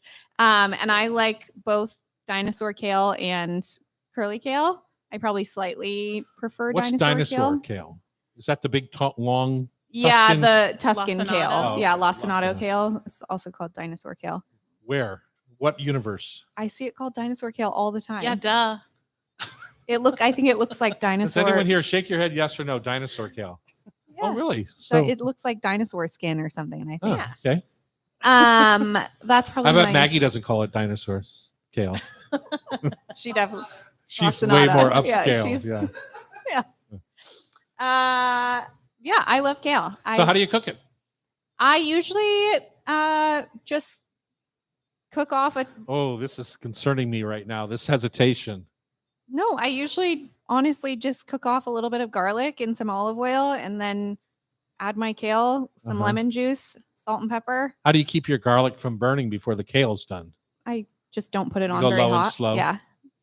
Sometimes I slice it and I like toast, fully toast the slices, and then I'll pull them out, cook the kale, and top it with the crispy slices of garlic. Uh-huh. But more often than not, I'm using garlic from a garlic cube from the freezer, Oh, or garlic paste from a squeeze tube. And so, yeah, I just cook it till it's, not raw anymore. and Your then- mom grows garlic, just saying. Yeah. Then my hands smell like garlic for 2 Okay. days. do you take all the stems out? Do you do all that work? I do stem it. Yeah. Mhm. I mean, I don't worry about like the ends and stuff, but I Yeah. don't love the stems. And I know your trick is to cook the stems separately, but I don't know on kale. On if that ruby chard, works. yeah. Mhm. So yeah, that's like one of my go-to kind of fall side dishes. And would say. Amy, how Just about garlic, lemon, kale. Yes, I love it. I really like a fine chop, but I don't like the stem. I do a fine chop, lots of lemon, butter. you? So more of a chiffonade type Yeah. chop? Oh, Yeah. interesting. Yeah, I do a big. It cooks super big fast that cook way rough too. chop. super fast. Yeah. Yeah. But Loretta knows I'm really particular about my lettuce. Yeah. So you don't eat meat on a bone, and now you don't eat No, lettuce it's on all a about stem? the right chop. It's about the right chop. Yeah. Okay. Yeah. Because that gets you the right. Then how do you texture. serve it? Are you is that the base for a salad? Is that a vegetable I side? think you could top it on chicken or just a side. Uh-huh. Mix it with Sounds some delicious. leeks. Delicious. What about you? You probably have a less basic favorite green. Oh, mine's very basic. It depends on what you consider basic, though, right? Okay. It's like I was saying to your mom the other day. It's like we were making dinner for ourselves. It was 8:00 at night, and here we had this 3-course supper that we're making for the two of us. I said, I don't think there's anybody in Seattle at home right now that's cooking like this. And it just occurred to me, for some reason, we do it all the time. So Do it all the time. It But took it- a lot of unlearning for me, honestly, to be okay with putting dinner on the table in half an hour Uh-huh. and taking all of the shortcuts that I do, because that was just never how we ate. Ever. I mean, like every dinner was a thing in our house. right? Like even Isn't if it it was supposed to be? It's called dinner. exactly, but I mean, even if it was a simple dinner, it still was at least an hour and a half That's if your mother's cooking. of cooking Yeah. time, which I just don't have. She is and has pronounced herself my Vegematic. She loves to prep. She's a prep cook. Yeah, She she loves loves, to prep. to be a You prep do cook. have an amazing dishwasher, though. That cuts a lot of I'm the time. dishwasher in the house. Yeah, but and you I have, do like, the laundry. The professional. Hello, like, and I do the laundry. oh wow. Yeah. Okay, but they do have a commercial dishwasher in their commercial kitchen. dishwasher. It's a 2-minute cycle. Yeah. It changes things. I feel like there's a little whining going on. So for me, I love ruby chard. And so I do stem it. I take the stems off, those beautiful red stems, which is about maybe 33% of the weight of the leaf is the stem. Mm, And so what do most people do with those stems? awesome. Put them in the compost bin. Mhm. Naughty, naughty, Naughty. naughty, naughty. That's, you need to slap yourself on the hand and start again. So you take those stems. Loser. Loser. Loser. Take those stems, chop them up, Uh-huh. just like you did your greens. Saute them in olive oil, a little salt and pepper. Mhm. If you want lemon juice, but just dry roast them, whatever you want to do, but just cook them. The leaves themselves only take a minute or two to cook. So those you're going to cut down into, 2-inch chunks, 3-inch chunks. And then once your stems are tender, just pick one in your mouth, eat it. It should almost melt in your mouth Oh. with just a touch of bite. Then put your leaves in and give those a quick saute with lemon juice. And you're done. You have this beautiful mix. And you just had it for breakfast out here, right? What did you think of the stems? Do you ever eat the charred stems? The other trick that I use is, and I think Annie used it back there too, is we use our fish taco rub in our greens. And that has a mild pepper and lemony accent to it. And it just brightens it all up. So we call it fish taco rub. It's on for sale here.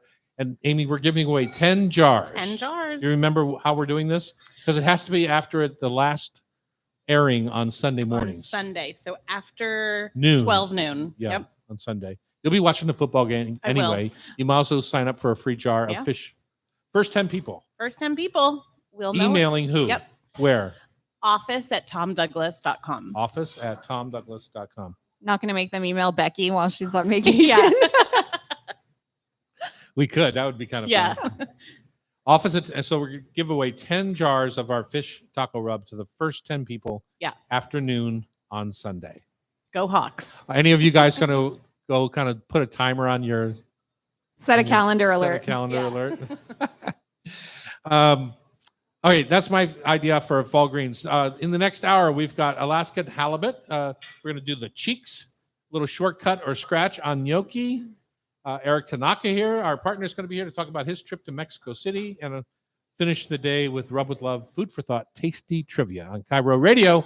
It's the Hot Stove Society Show, 97.3 FM. What do you have now? Gnocchi. Gnocchi. Did you want to start halibut? Yep. Halibut.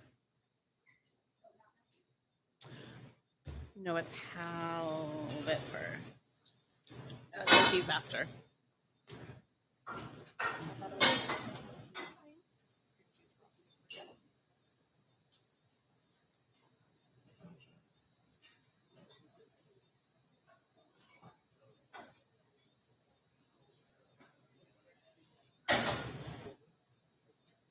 We're going to. Is gnocchi first? Second. Already. You have gnocchi out there, right? Okay.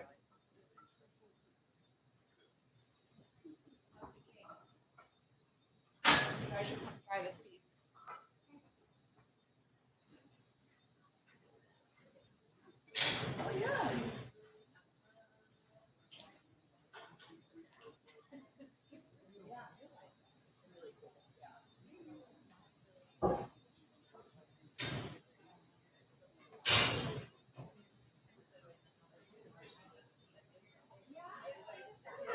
It's just such a, it's an interesting thing because it's a sourcing. There are some individual programs, so I like.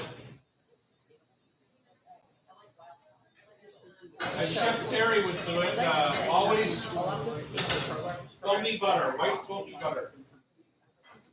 You know your So pants I hot like enough. to use a salmon.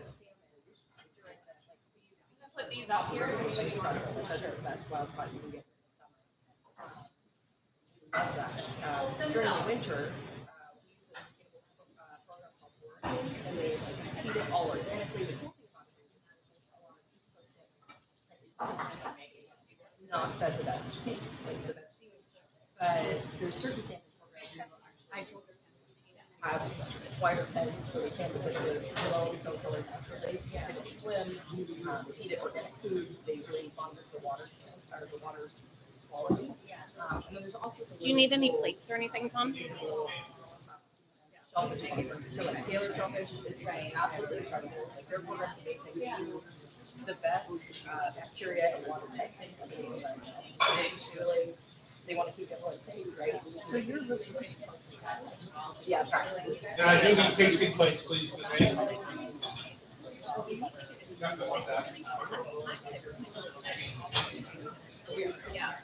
Okay. Awesome.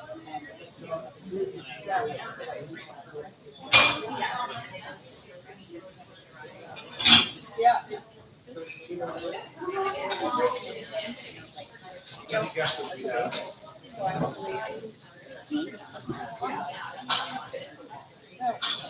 Yeah, we just also hooked up with somebody that calls it was, and we have a oyster farm that we used pre-pandemic that we're getting back with, and they're out of San Juan.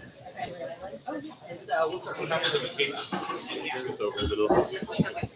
Can you grab me a lemon?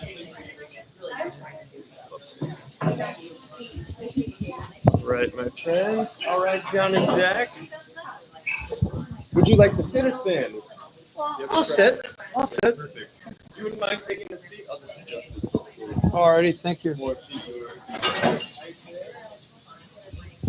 Oh man, look at that butter in those cheeks. And you do want to be pretty close to about the Okay. Right here? Yeah. Okay, tasting plates. Right here? Okay.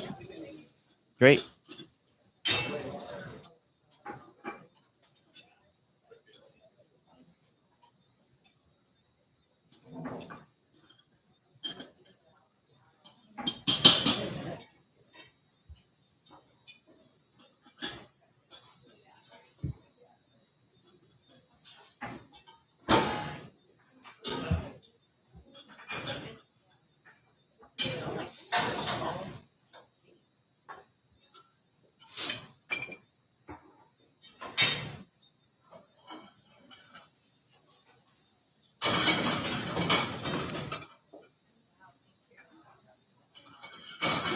getting enough to eat this morning? Oh, yeah.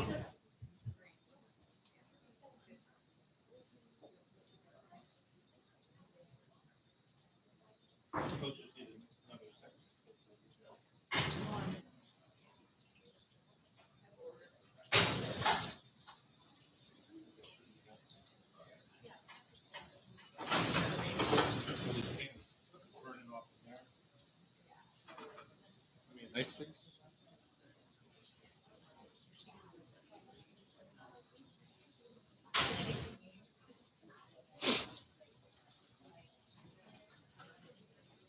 All right. Is that ready? Okay.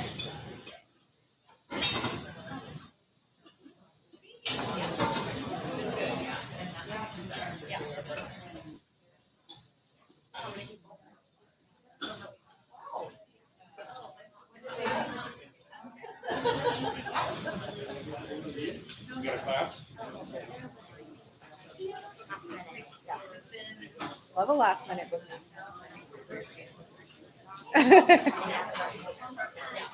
Great.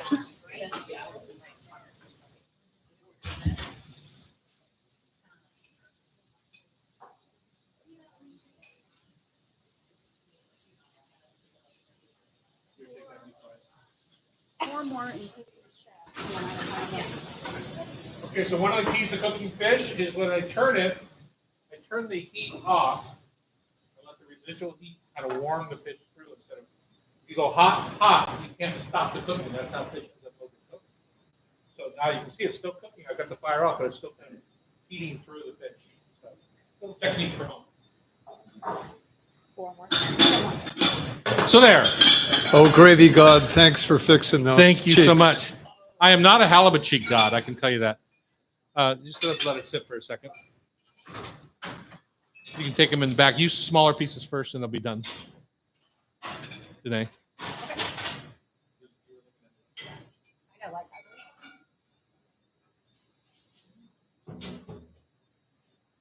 Danae cooked your breakfast today.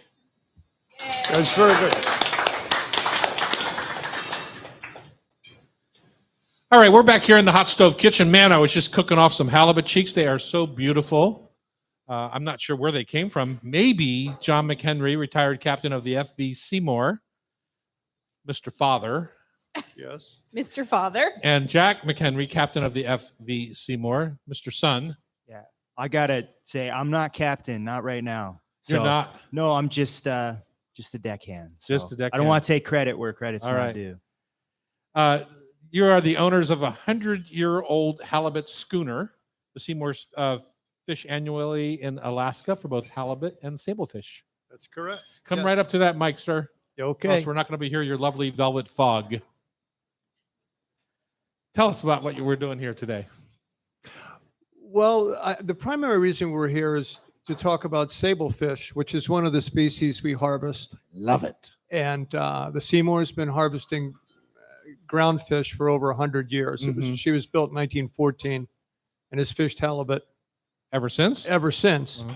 And a number of those years we fished blackcod, sablefish. Uh-huh. But our primary market during my fishing career as a deckhand and the operator of the vessel, the primary market was Japan.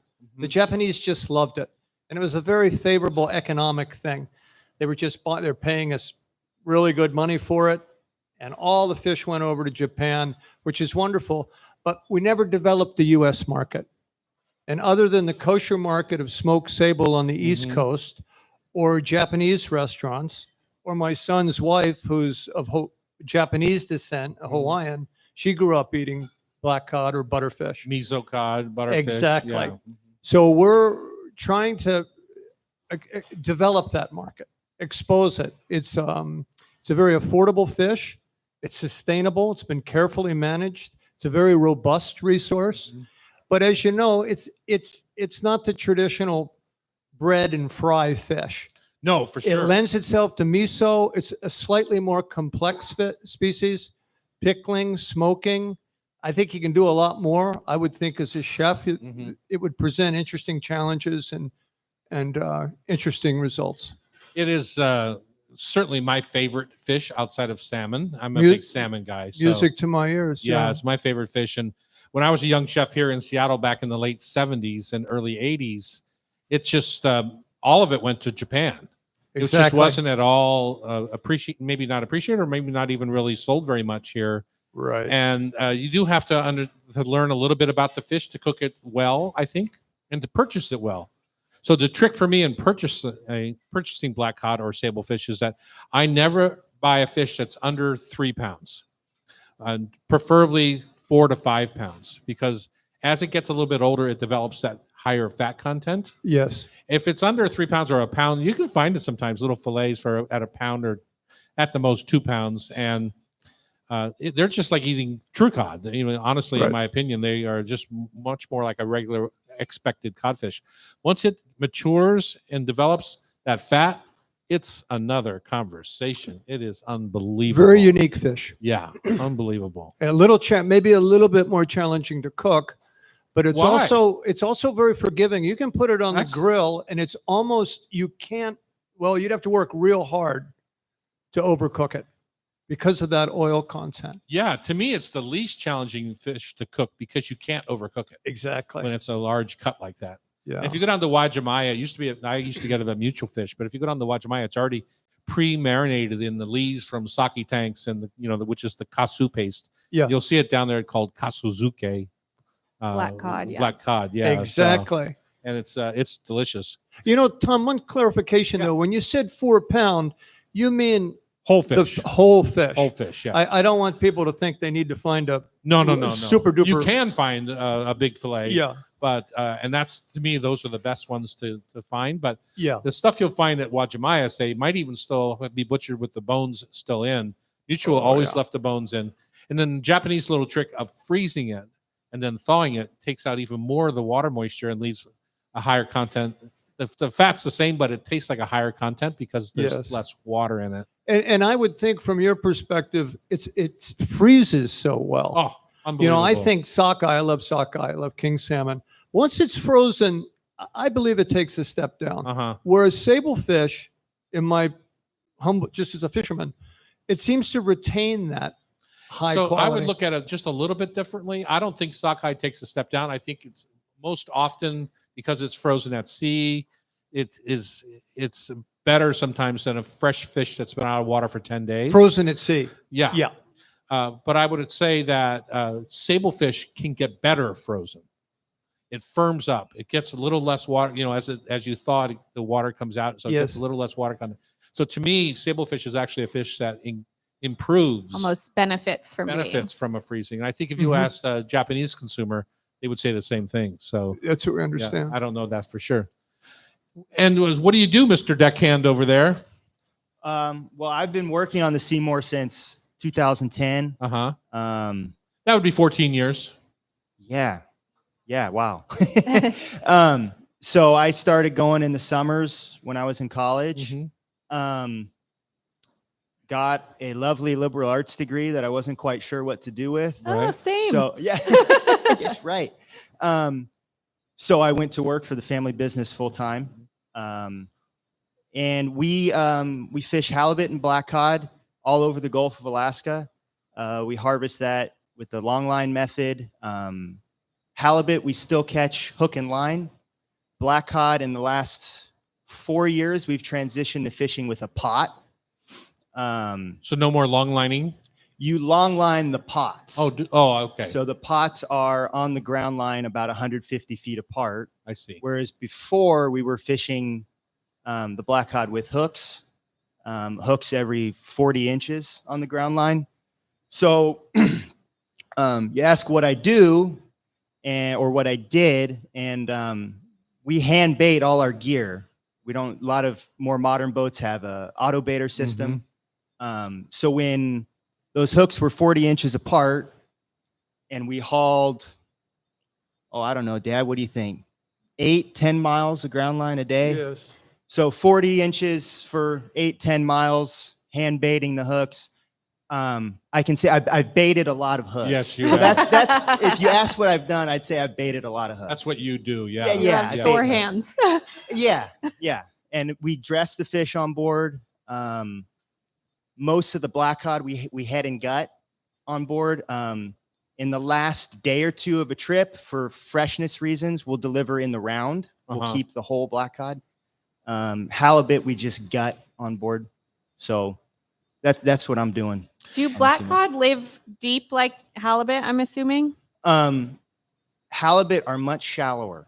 Oh, interesting. Yeah, Okay. so I always think of halibut as like a halibut are they're both bottom fish. Okay. But whereas the deepest maybe you would fish halibut, Dad, 100, 150 fathoms, that'd be getting pretty deep for halibut. Yeah. He set a lot more gear. I'm out on deck. He's making the sets up in the wheelhouse, so he's going to have better numbers for you.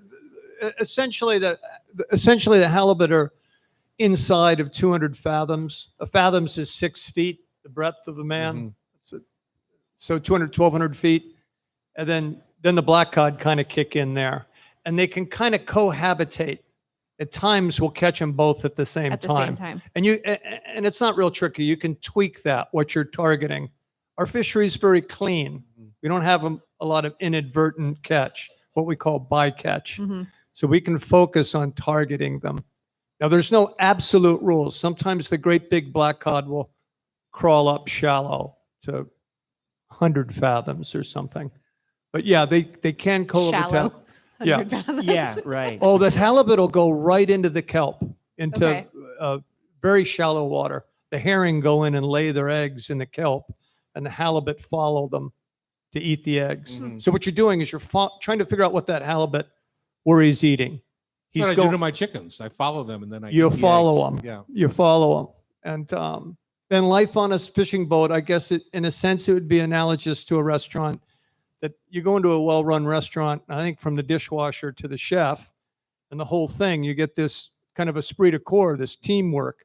The whole thing's flowing. There's an interdependency on one another. And that would be life on the Seymour. And I think that's what guys like Jack like. It's gratifying. Crew is on the It's 5 right 5? now. Yeah, 5 guys. For how long? So we left Seattle this last season, March 10th. And we were in Alaska. We got home like September 1st. So we took a break in the middle, flew home, saw my family. We all got to see our families. And then when we're fishing, typically a trip will be about a week. And then we'll come into a town in Alaska, sell the catch, re-outfit, and then go back out and make our next trip. So what's your favorite meal on board? So typically there's one guy who's in charge of cooking on board the boat, right? So yeah. So, and you have to give a lot of credit to the cook because that's the hardest job on the boat. Us cooks, man, we're saints. Yeah. Oh yeah. No, truly. Yeah. He has almost in full responsibilities as a deckhand as well. And then he has to manage his time very well to cook for the 5 of us. Favorite meal, all time, 2015, Red Raphael made a black cod actually with an orange marinade. I wish I could remember better what it was. There was an orange and then kind of almost like a pesto sauce with it too. It's the best black cod I've ever had, and he cooked it on the boat. It was an incredible cooking job with pretty limited, tight resources, you know? Yeah. So, yeah, that's the best How meal I about ever had. that? No, have to Sounds recreate delicious. it. Yeah. Have you recreated it for yourself or your family? You know, I tried once Uh-huh. on my wife's birthday. Grew up in Hawaii. She loves black cod. I did an okay An job. okay rendition. Preston. Well, we've been chatting with John McHenry and Jack McHenry. They're out promoting black cod or sable fish. It is delicious, by the way. It's a great fish. We had halibut cheeks today. How were they? Were they cooked perfectly? That's the answer. We just did a little butter and lemon and caper and just a little what typically is called piccata style, and super fun. Thank you for bringing those. I get black cod in the round over at Fisherman's Terminal at the Wild Salmon Seafood Market. So if you're looking for it and in the round, a lot of times you can't find it in the rounds. Right. So anyway, get out there and eat some black cod. That's the That's stuff. our message today. Thank you for joining us, guys. Thank you for having Thank us. you for having Up us. next, we have Shortcut or Scratch. Loretta's going to lead this because she's a mother of 3 and takes every shortcut she can manage. Yes, I do. Proudly. Proudly. On Cairo Radio, it's the Hot Stove Society Show, 97.3 FM. Thank you. Thank you. Yeah, thank you.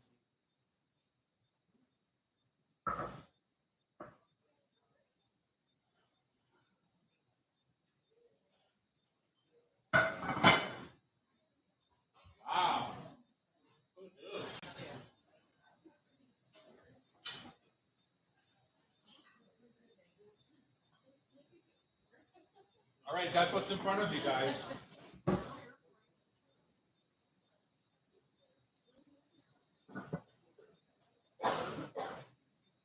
Are they making Balties now? Number 6. This one? Mm-hmm.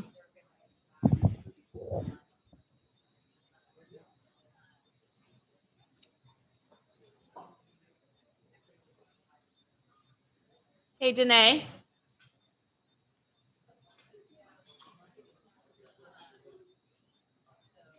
Danae?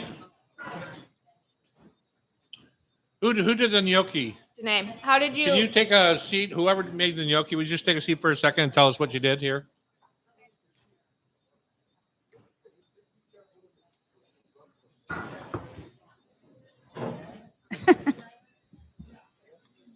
Are Balties potato? I'm assuming. No. Balties are not potato. Oh, I'm sorry. I thought you said all these potato Don't look at the menu. because one is the almond flour.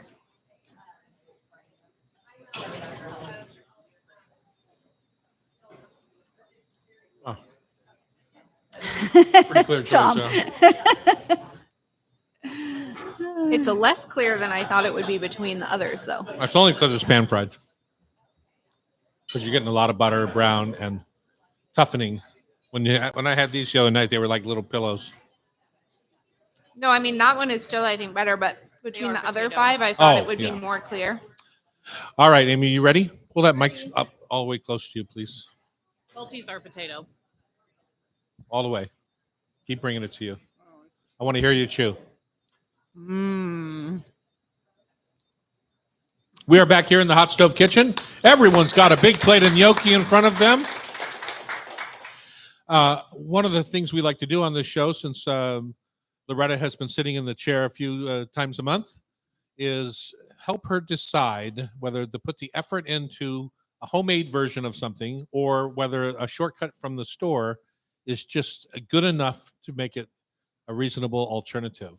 Yeah, and Is I that- would is that say, a fair evaluation? I think so. Yeah, I would say 9 times out of 10 that we've done this, I think the homemade version is still better. Like it's been rare that we've found one from the store that's like totally beats out the homemade version. When we did pumpkin last week, we decided that the homemade pumpkin puree was the worst of the group because we think that she had made it with rancid avocado oil because it had a real bitter edge Oh, to it. interesting. Wow. So, you know, that happens sometimes, right? Because at home, something sits around, it gets rancid. You don't even realize it and you've used it. Yeah.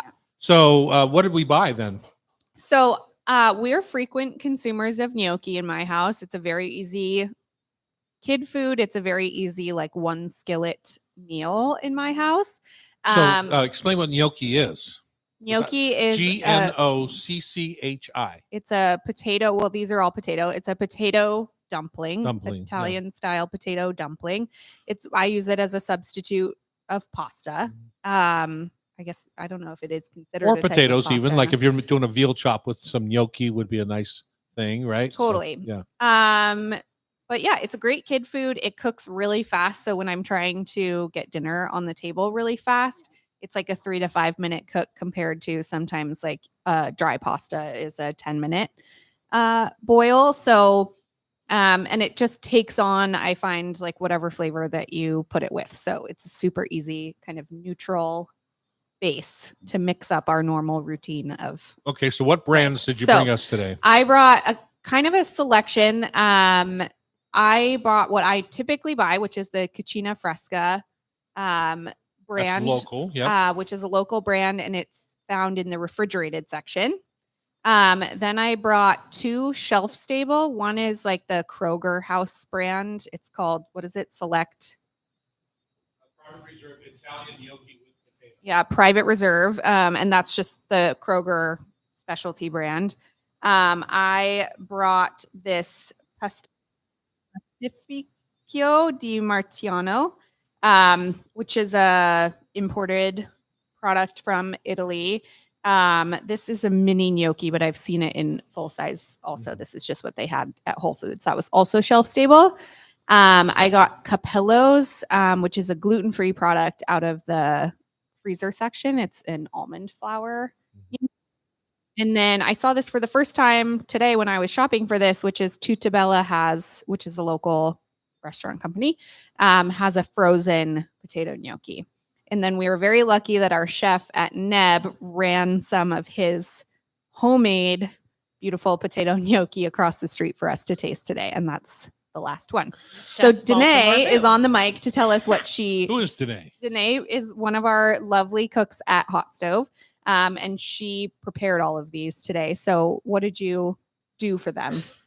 Well, except for the last one, we just quick boiled them and then drained them, tossed them with a little olive oil, and then pan fried them with a little bit of butter. Okay. So all prepared pretty much the same, although the Tutabella one says not to boil. Yeah, it That's says not just to a boil. saute It right just in went the... right in the pan. And I was Uh-huh. really shocked that it frozen. It went in the pan frozen. Yeah, And it cooked up pretty good. pretty easily. And then Balties, did you boil the Neb ones and then... I only flashed them real quick because they were cold. Because they were cold. Yeah. Okay. So I just flashed them really quick and then I pan fried them. Okay. Thank you, Danae. And the reason that you would, my guess is the Tutabella ones are pre-boiled. Yeah. The reason that you would boil them, right, is to cook some of the starchiness out, just like you would a piece of pasta. Yeah, but it from frozen to the pan Uh-huh. kind of surprised me. Yeah. You know, I thought you would have had to thaw on or something. Perfect. Thank you, Danae. Yeah, sure. Okay, Loretta, this is your call here because I have bought maybe maybe the Checo brand. I bought once or twice. I bought an Italian one, and you find them in the pasta section. In the pasta aisle. Yeah, that's kind of what I was looking for because I've also gotten the Gicheco brand before. I think the Kroger or the other Di Marzano one is probably... So the I have closest. found them serviceable, Yes. and they make like a quick little chicken and dumpling soup. Mhm. But if you have extra soup and you put it in the fridge for the next day, they tend to dissolve. Yeah. But it's not something that I don't buy them because I don't crave them. Yeah. To me, if I'm going to buy a shortcut, it has to be something I crave. Like I'd rather buy the Logan chili crisp than making my own chili crisp. I crave Because that you flavor. crave that specific Yeah. flavor. Yeah. So do you have a favorite out of the ones that you've brought today? So I like both of the local ones the most, I would say, of these two, either the refrigerated Cucina Fresca or the frozen Tutabella. I actually think I might like the frozen Tutabella Yeah. more. I was A little surprised bit more potato flavor, I think, than the I Cucina would agree. Fresca one. And it's a little bit fluffier. It seems like it puffed up a little bit more. I mean, there's no contest to me that Balties from Neb are the best. Yeah, they're like little pillows. I Yeah. had them the other night where they weren't pan fried, and it was like, oh my god, these are perfect. Exactly. Yeah. But I have made them. I have made gnocchi at home a few times. My husband likes to make it.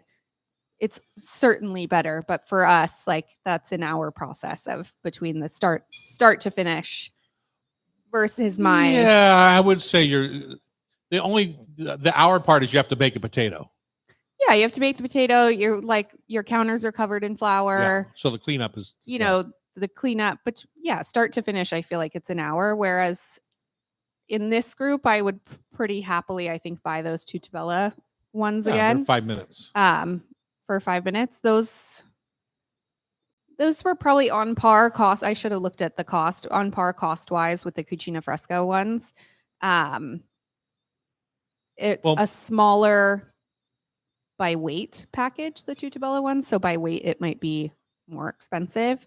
The almond flour ones, honestly, if you're gluten free, like I don't think that those are a bad No. substitute at all. I thought that there would be more difference than I think that there Yeah, is. They were not bad. The minis are actually pretty fun. Like like the I minis. feel like They're fun, but I didn't like them. but they don't really have any flavor. And I didn't feel like the Kroger ones tasted like anything. That's more just of a texture piece, I think. So I would say if you're going for the shortcut, go for the frozen or refrigerated product over the shelf stable product, which is what I would have thought, I think. Yeah, the shelf stable just a little bit more glutinous and tough. I would say, yeah. But I feel like I don't know. I'm pleasantly surprised. Danae, did you have a favorite? Yeah, I agree. I liked both the local ones. I was surprised by the frozen one again. I did not like the Kroger one at all. It had like a sour. It's a little weird sour taste or something. Yeah, in and the that. minis were fun, but I had a really hard time trying to get any kind of caramelization on them. Huh. They didn't just sear had up too in the much same water because or they just something. kind of Yeah. Interesting. One of my tips for gnocchi is I will do them in the air fryer also. Like, I love my air fryer. Oh my God. That is the only reason why I bought my air fryer is because Loretta Douglas told me about gnocchi in the air fryer. Yeah, and Trader Joe's makes like several different versions of frozen gnocchi, but they make a cauliflower gnocchi when you're trying to sneak vegetables to your children. That don't cook it according to the package instructions. No. It comes out terribly. But if you air fry them, they come out honestly pretty nice and crispy. Yeah, and they're so good. And what do your kids think? They don't know. They don't know. They don't. Yeah. They just eat it. Eat Yeah, away happily. Yeah. So yeah, I'm pleased with Thank that. you. I would say. Danae, thanks for your efforts. I will say one thing. We talked a little bit, I think, last week about the Prosser Meatball Project, and Athena sat at one sitting and ate six meatballs. 6 meatballs the other night. She's a year and She's 3 months 15 old. months old. She sat down. She ate 3 at dinner. She took a bath. She came back out, and our au pair was sitting and eating dinner. And she saw that she had more, and she climbed in her lap and ate 3 of our au pair's meatballs. Also, Who wasn't very happy about it because that was her supper. yeah, she only had 5 to start with. So, On a, Anyway, side, just- on a side on note, a side- if you want to learn how to make homemade gnocchi, we do have Bridget's class here at Oh, Hot do we? Stove, and I've When taken is- it before. It's great. Yeah. And we do the potato prep. and it So- really is not. I mean, It's a gnocchi very is simple not process. super hard to make. For me, it's just the time commitment Yeah. of it. When I get home at 5:30 and I'm trying to eat at 6. I it's- made it's more potato, commitment than I have. the German. I can't remember the name of it, but the German style dumpling. Schnitzel? But no, it's an actual dumpling. I made it for Oktoberfest. We have those But- in the freezer right now at our Yeah. house too. Anyway, it's like a big gnocchi. Cooked. Uh-huh. It's the same process except I use potato starch instead of flour, Mhm. and it gives this really nice. What's the word I want? It's not spongy, but jelly roll. Gelatinous. like Gelatinous. mochi. Gelatinous is what a mochi gelatinous. kind of texture Yeah. the potato starch does, Mhm. and I liked it. I What think it kind was- of gravy did you put on those? Well, like maybe a little Mhm. sweet onion gravy. I'm not sure, but you can learn it on November the 23rd. You sure can. Okay, shortcut to scratch. You're going to pick a brand. You're going to say Tutabello. Is that I'm going to right? say Tutabella is my winner, and I found that at QFC if you're local. So I didn't find it at Whole Foods or Met Market, but it was at QFC. All right. Up next, Eric Tanaka's here, managing partner of TD & Co. We're going to discuss his recent foray to Mexico City. I have gnocchi on my mouth. This is the Hot Stove Society show on Cairo Radio 97.3 FM.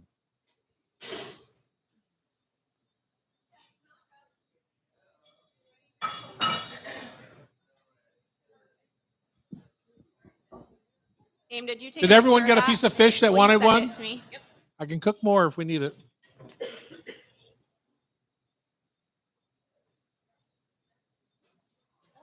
Tanaka. Hello. I was trying to teach Hercules last night how to say tonkatsu. Did it work? No, he said I was saying it too loud for him. Oh, poor guy. Yeah. We're back here in the hot. Whoop, go ahead. I was going to say I feel the need to tell people that my children have stage names and not You are on company property right now. when on company property. We're back in the Hot Stove Kitchen on Cowboy Radio in the beautiful Hotel Andra, downtown Seattle, 4th and Virginia. Nobody cares, Loretta. And Wow.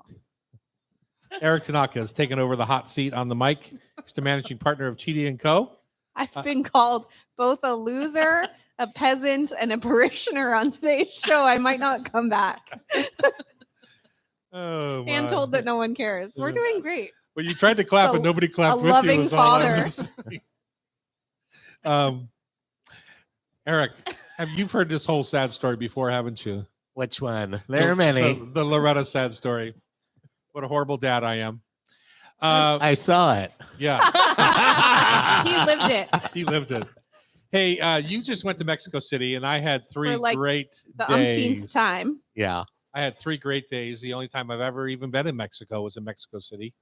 A lot of people, Alaska has a direct flight there. Yeah. 4.5 hours. 4.5 hours.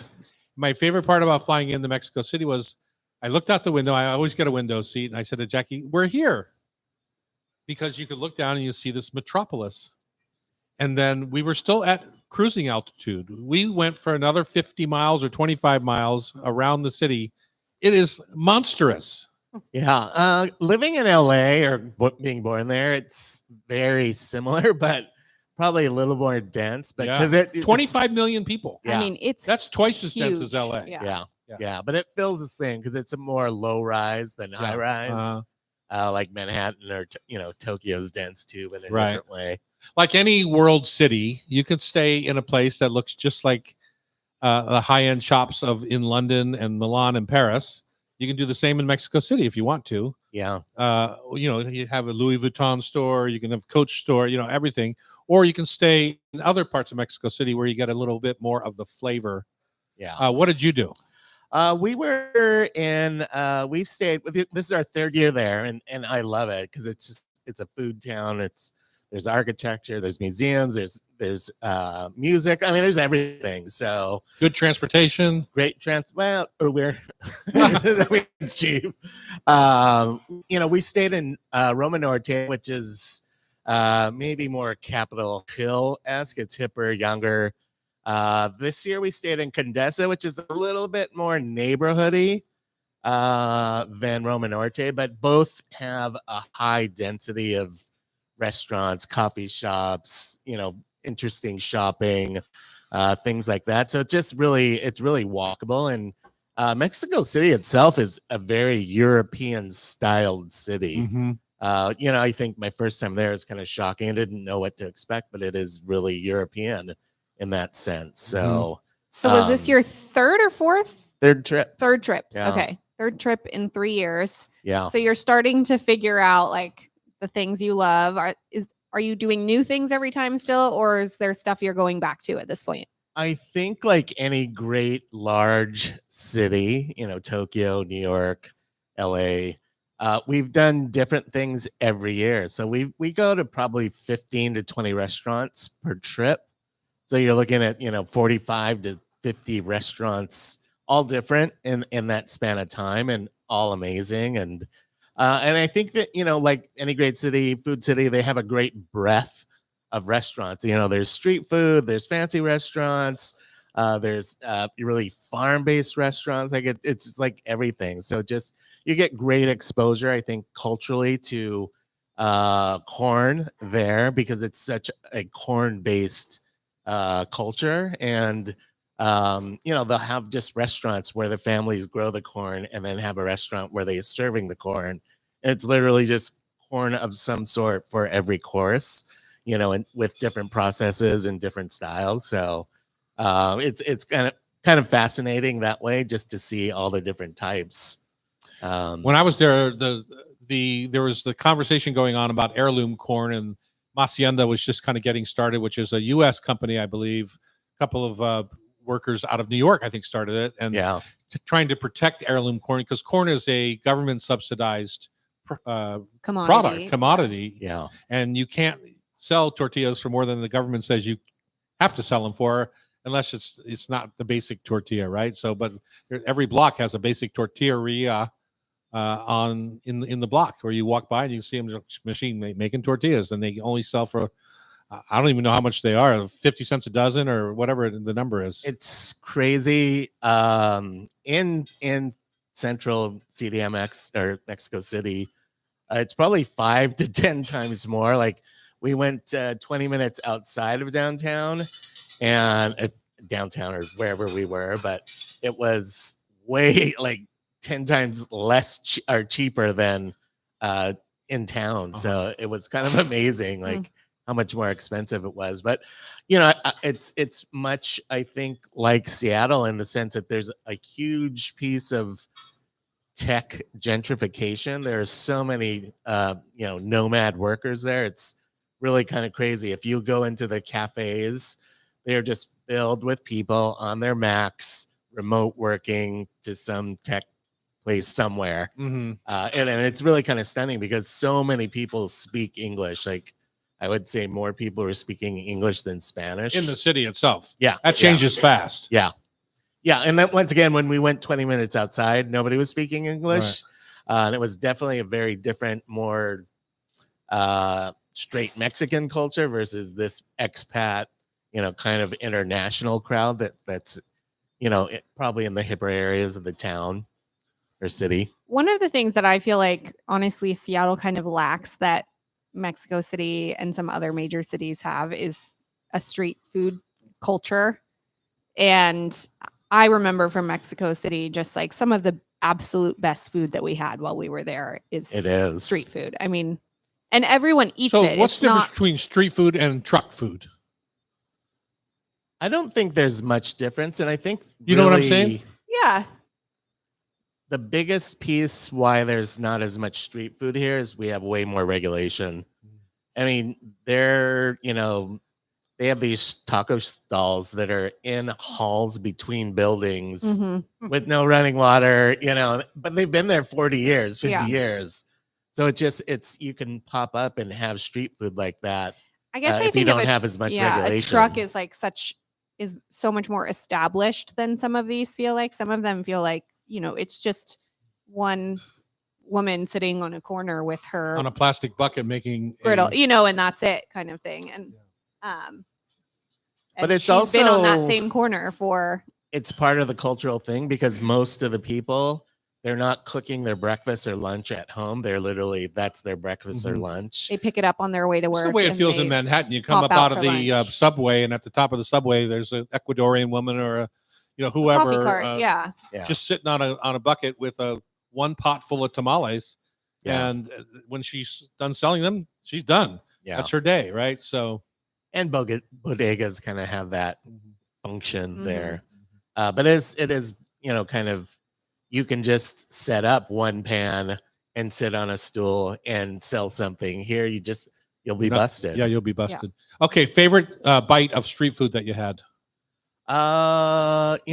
We use this company called Club Tango Hombre, and they do taco tours, and we've done that every year, and pretty much they're all incredibly delicious. And I think, when we travel, we'll try and search out certain tours because you can do all the research and you can spend time trying to get to each one, but it saves you so much time. Like in 2 or 3 hours, you'll get 5 or 6 great bites. So it's really anything that we've had on that has been amazing that way. That's what I did when I went. I was looking for Conchinita Pibo. I was just focused right on that. Yeah. And I went to this place that they said was better than what you could get in Veracruz, which is kind of the home of that dish. Yeah. And it was right down the street from our hotel, oddly enough. It was so good. There was a line out the door from the minute they opened to the minute they closed. Yeah. And it was delicious. So it's crazy. Some of the things like bakeries are huge, like the bakery culture in Mexico City. Like people line up at this one place, Rosetta, starting at 8 a.m. all the way till 10 p.m., like all day, all night, every day. Yeah. And it's so endearing to watch these families out at 9 p.m. So a little, hot chocolate and a little pastry and just having a great family chat. I mean, and it's packed, just packed all day, all night. Okay, great middle of the road, like Mexican food, because I'm sure you probably had some international food too.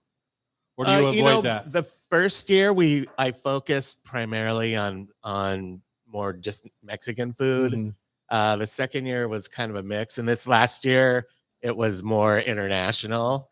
So I actually my favorite was probably it's called Mi Compa Chava, and it's mariscos. So Mexico City actually has the second largest fish market in the city or in the world. So that was great. Huh. And what was great there? What was it? Is this like simply grilled fish or? No, it's really just cooked and chilled seafood or raw with a salsa of some sort. But like pounds, you get like a big bowl of this, and just put your salsas on and with a nice little fresh. We actually had a Mexican sake there. It was amazing. Really? Yeah. You brought back a Mexican sake. Yeah, that was the same one. It was so good. We had it last weekend. When All we were rice all based, on yeah, all Orcas, rice based, from Sinaloa.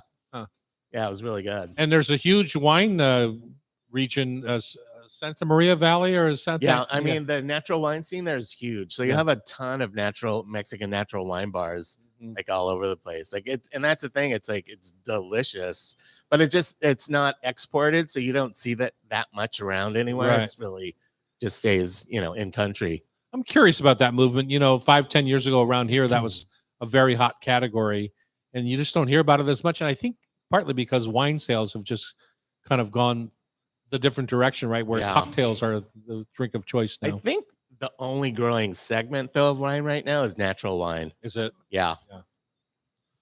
Well, when you get a chance, I think you would say go to Mexico City. It's worth the trip. Yeah, I'm already planning next year. So. I like it. This is your anniversary trip, Yeah, right? it's our that you anniversary take? Yeah, trip. it's awesome. And Love it. I don't like flying over 5 hours, so it fits my standard of flying.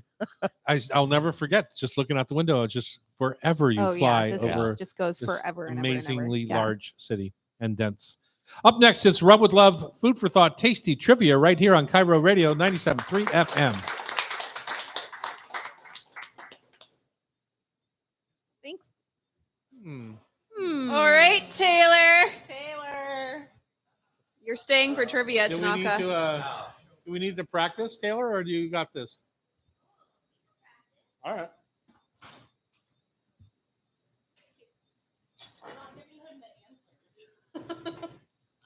Maggie, you want to come back on, or you want Tanaka to do it? All right, come on. Thank you.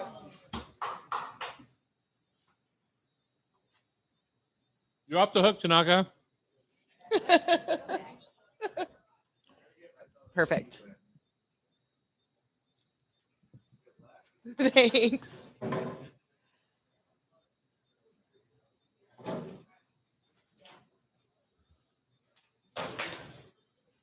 What have you learned watching so far, Taylor? Oh, I've learned a lot about gravy. You gotta really double stock the stock. Got to double stock the stock. Yeah. Double stack your stock. Oh, double stack it. Yeah.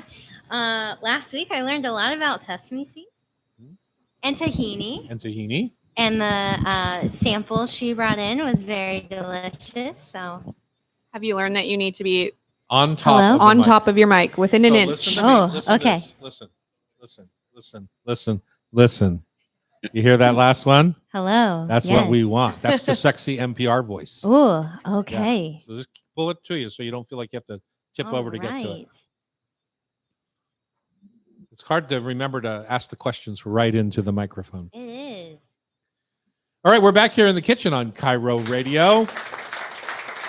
Going to wrap up the show with Food for Thought Tasty Trivia brought to you by Rub with Love Spice Rubs. Maggie Trujillo, the culinary director of Fire and Vine, has stayed on to get her butt kicked by my daughter. You won last week. I won last week? Yeah. I never win anymore. Actually, Sadly. no. I can't remember. You were Bridget. Yeah. I don't Rub remember. with Love 3-pack is a great host or hostess gift, and they are available at Made in Washington stores, including the Concourse C at SeaTac Airport. What a perfect present to buy for whoever you're going to visit. Or when you get here with nothing in your hands, you can buy it in the shop before you get out of the airport. Yeah, before you leave the airport. You can also order from our website, tomdouglas.com, and we will ship directly to your family and friends. We do cute Because we're little very holiday nice people. gift packs. Yes, we do. So many. Make it very sweet. So many. And we're going to do a pop-up Rub with Love, build your own 3-pack. I want to say it's at the Shoreline Town and Country. Ooh, cute. Mid-December or so, I think. I like to do I the will little clarify next rub week. sauce Combo grill little- set. Yeah. Yeah, grill me set too. combo. Okay, Taylor is going to administer the quiz today. And Taylor, do you want me to tell people how it's done? Sure. Or do yes, you know? Please. Please tell them. Okay. So each of our contestants, Maggie, Loretta, and I'm Tom. I sign paychecks. Taylor is new, and for those that can't see right now, Tom is trying to get her to give him the answers with a wink and a nudge. You are just spoiling my day right Yeah, now. well, you've spoiled a lot of things for me. So Oh, it's tough. Tough crowd, Taylor. Very tough. See why I need help? I got you. All three of us will get 5 questions. The winner gets to pick a lucky member of the audience to go take a free stroll through the gift shop for any 3 rubs of their choice. My suggestion would be the mushroom rub today, so it's a perfect gravy helper for the holidays. mine is turkey rub. Yours- My favorite fall rub. Do is we the have any turkey rub. over there? Okay. Yep. Okay. If you want to be, let's see. John, help. That's how the game is played. Wonderful. All And we right. start with Loretta. Loretta, are you ready? No. Okay, I'm well, ready. we're going to Okay. get started. So the first question we have here is, what is another word for rendered beef fat, commonly used in cooking and food production? Rendered beef fat. Maggie knows. I know. Tallow. Yes. All right. I was thinking schmaltz, but that's chicken fat, right? Schmaltz is delicious, and Yeah. yes. Yes, you had that correct. All right. So question number 2. This is a true or false question. When making a crepe, it's best to swirl the batter in a hot oiled pan 1 round clockwise quickly, followed by 1 round counterclockwise. Is that true or false? Clockwise, counterclockwise. I think it all goes one way. So false. Correct. According to Annie Elmore, she says, don't send mixed messages, one direction only. That's what Julia says about whipping cream, too. Oh, really? Mhm. Only whipped cream in one direction? I did not know that. Yeah. There I go. All right. Question number 3. What is the American modern name for peas pudding, a medieval dish with British origins? Peas pudding? Yep. Does it have I peas know. in it? Want me to tell you? Mm-hmm. You've had it in St. Andrews. I have. A lot of times they're served with fish and chips. Mushy peas?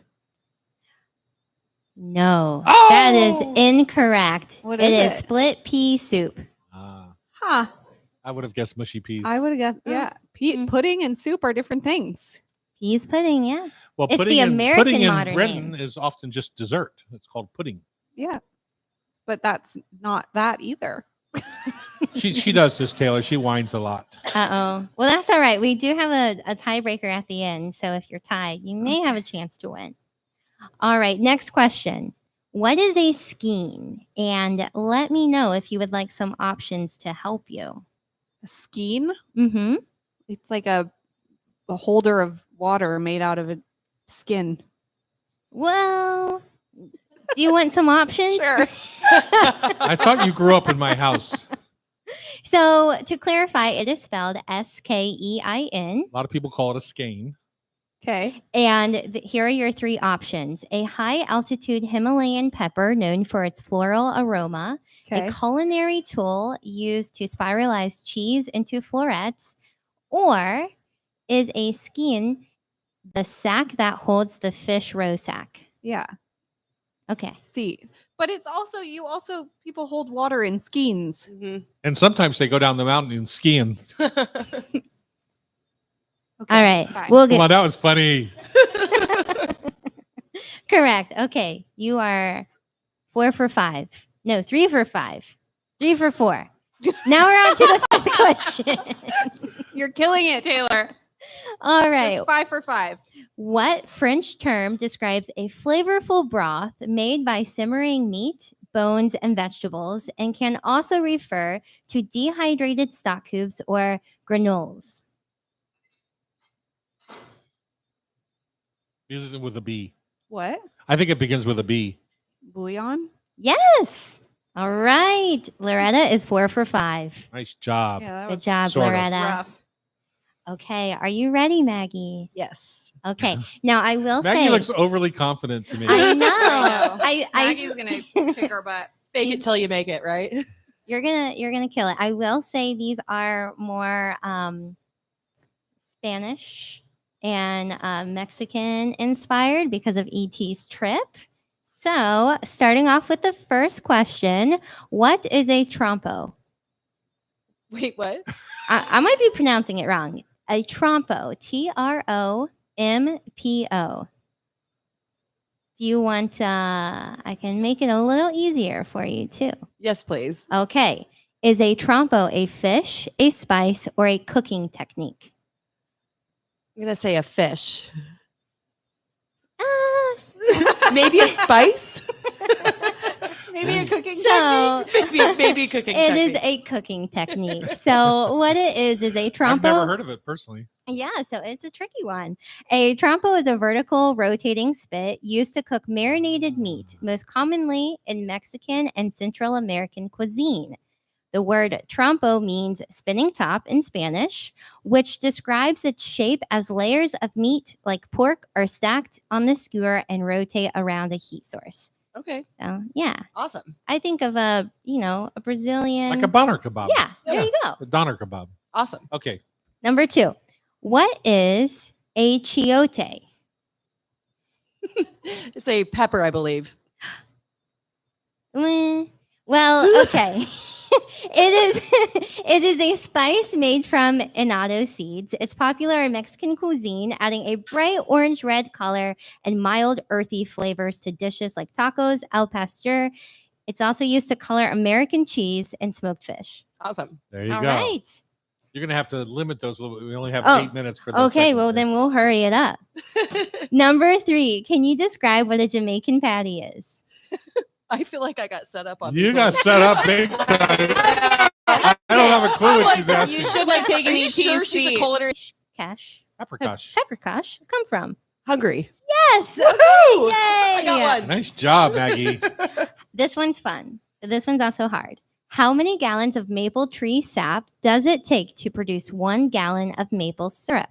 8 gallons, 22, or 40? Let's say 40. Yes. Wow. Congrats.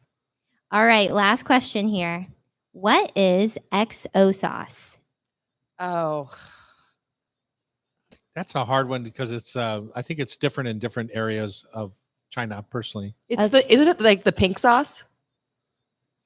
Well, It's what not is, the pink sauce, is it? well, what is it specifically? What's in it? That I do not. Okay. know. It is a spicy, umami-rich condiment from Hong Kong made of dried seafood, garlic, and chili. Okay. A lot of times dried Yes. scallop or Yeah, dried right. abalone. Yeah. Those are really hard. Those are really, Yeah, this really is hard. Taylor's first time doing trivia, and she didn't throw us any softballs here. No, Sorry, I got guys. smoked by Okay. you. So Okay, Tom, what are the names of all 5 of the Spice Girls? I had that last week, Yeah, and she had Loretta this had to help question me. last week. Well, supposedly he only named 4 out of the 5. Loretta, would you help on this one, please? Oh. And I won't take the point. Okay. Posh, scary, sporty, baby. baby, and this is who I forgot last week. 2, Ginger. Ginger, yes. And Scary. Yeah, you already named Scary. Yeah. In French cuisine, what is a galantine? a galantine or, Yeah. or guillotine? No, a galantine. Because you have to guillotine it before you make a galantine out of it. I mean, I guess you could. Yeah. A galantine is a force meat stuffed into typically a bird. Or is it the one with the crust on the top? I think Ballantine is the Ballantine's bird, the it's the stuffed stuffed bird. bird. A Yeah. galantine is a gallon of French red Rhone wine that I'm going to drink right Ooh, now. that sounds delicious. Yeah. Well, you're very close. It is a dish of boned stuffed meat, most commonly poultry or fish. Yeah, So, that's what, yeah, that's it. Yeah. All right. Third question, multiple choice. Which fat has the highest smoke point? Duck, refined avocado oil, ghee, or beef tallow? Smoke point. I'm going to say beef tallow. No. Ghee. No. Duck. No. All wrong. It's avocado. Of course it is. Yeah. Who doesn't know that? Number 4. In 1964, in Hazelnut Ridge town of Alba, Italy, Ferrero released its first jar of Nutella. What are the first 3 ingredients of Nutella? First 3, hazelnuts, sugar, and chocolate. Oh, very close. Hazelnuts, sugar, and palm oil. Palm oil. Almost there. All right, the last one. During the chocolate making process, what is it called when melted chocolate suddenly clumps up and becomes grainy due to contact with moisture? It breaks. No. Seizing. Seizes. I knew it had something to do with Marie Antoinette. All right. Okay. Oh my God. That was rough, Taylor. I believe Loretta. You just killed us. Sean DeTore, can you fix that up for us, please, and make us all winners? If you want to be part of the show, you can join the community on YouTube Live at Tom Douglas & Co. or buy a ticket to join us here in the studio to meet Taylor in person on hotstovesociety.com. The show is produced by Amy Richardson and Becky. This show is produced by Amy Richardson while Becky is down under. Our technical wizard is Sean McFadden. And our talented editor at Cairo is Sean, please don't call me Del Torre. If you missed any episode of our Hot Stove Society show on Cairo, just listen via a podcast, your favorite one. Say we're your favorite one, please. If you miss any episode of the Hot Stove Society show on Cairo, you can listen via podcast. Just subscribe with your favorite podcast app. Thank you for listening. Phew, that was rough. Oh, that was a rough one. Quiet on the set. Hi, I'm Chef Tom Douglas. I'm Loretta Douglas. Today on the Hot Stove Society radio show, we talk with Chef Maggie Trujillo from the Fire and Vine Hospitality, who shares insights on the power of collaboration in the kitchen. Father and son captains John and Jack McHenry dive into the world of Alaska sablefish and halibut fishing. Shortcutter Scratch jumps into gnocchi, and Loretta has a favorite. And Eric Tanaka takes us into the vibrant food scene of Mexico City.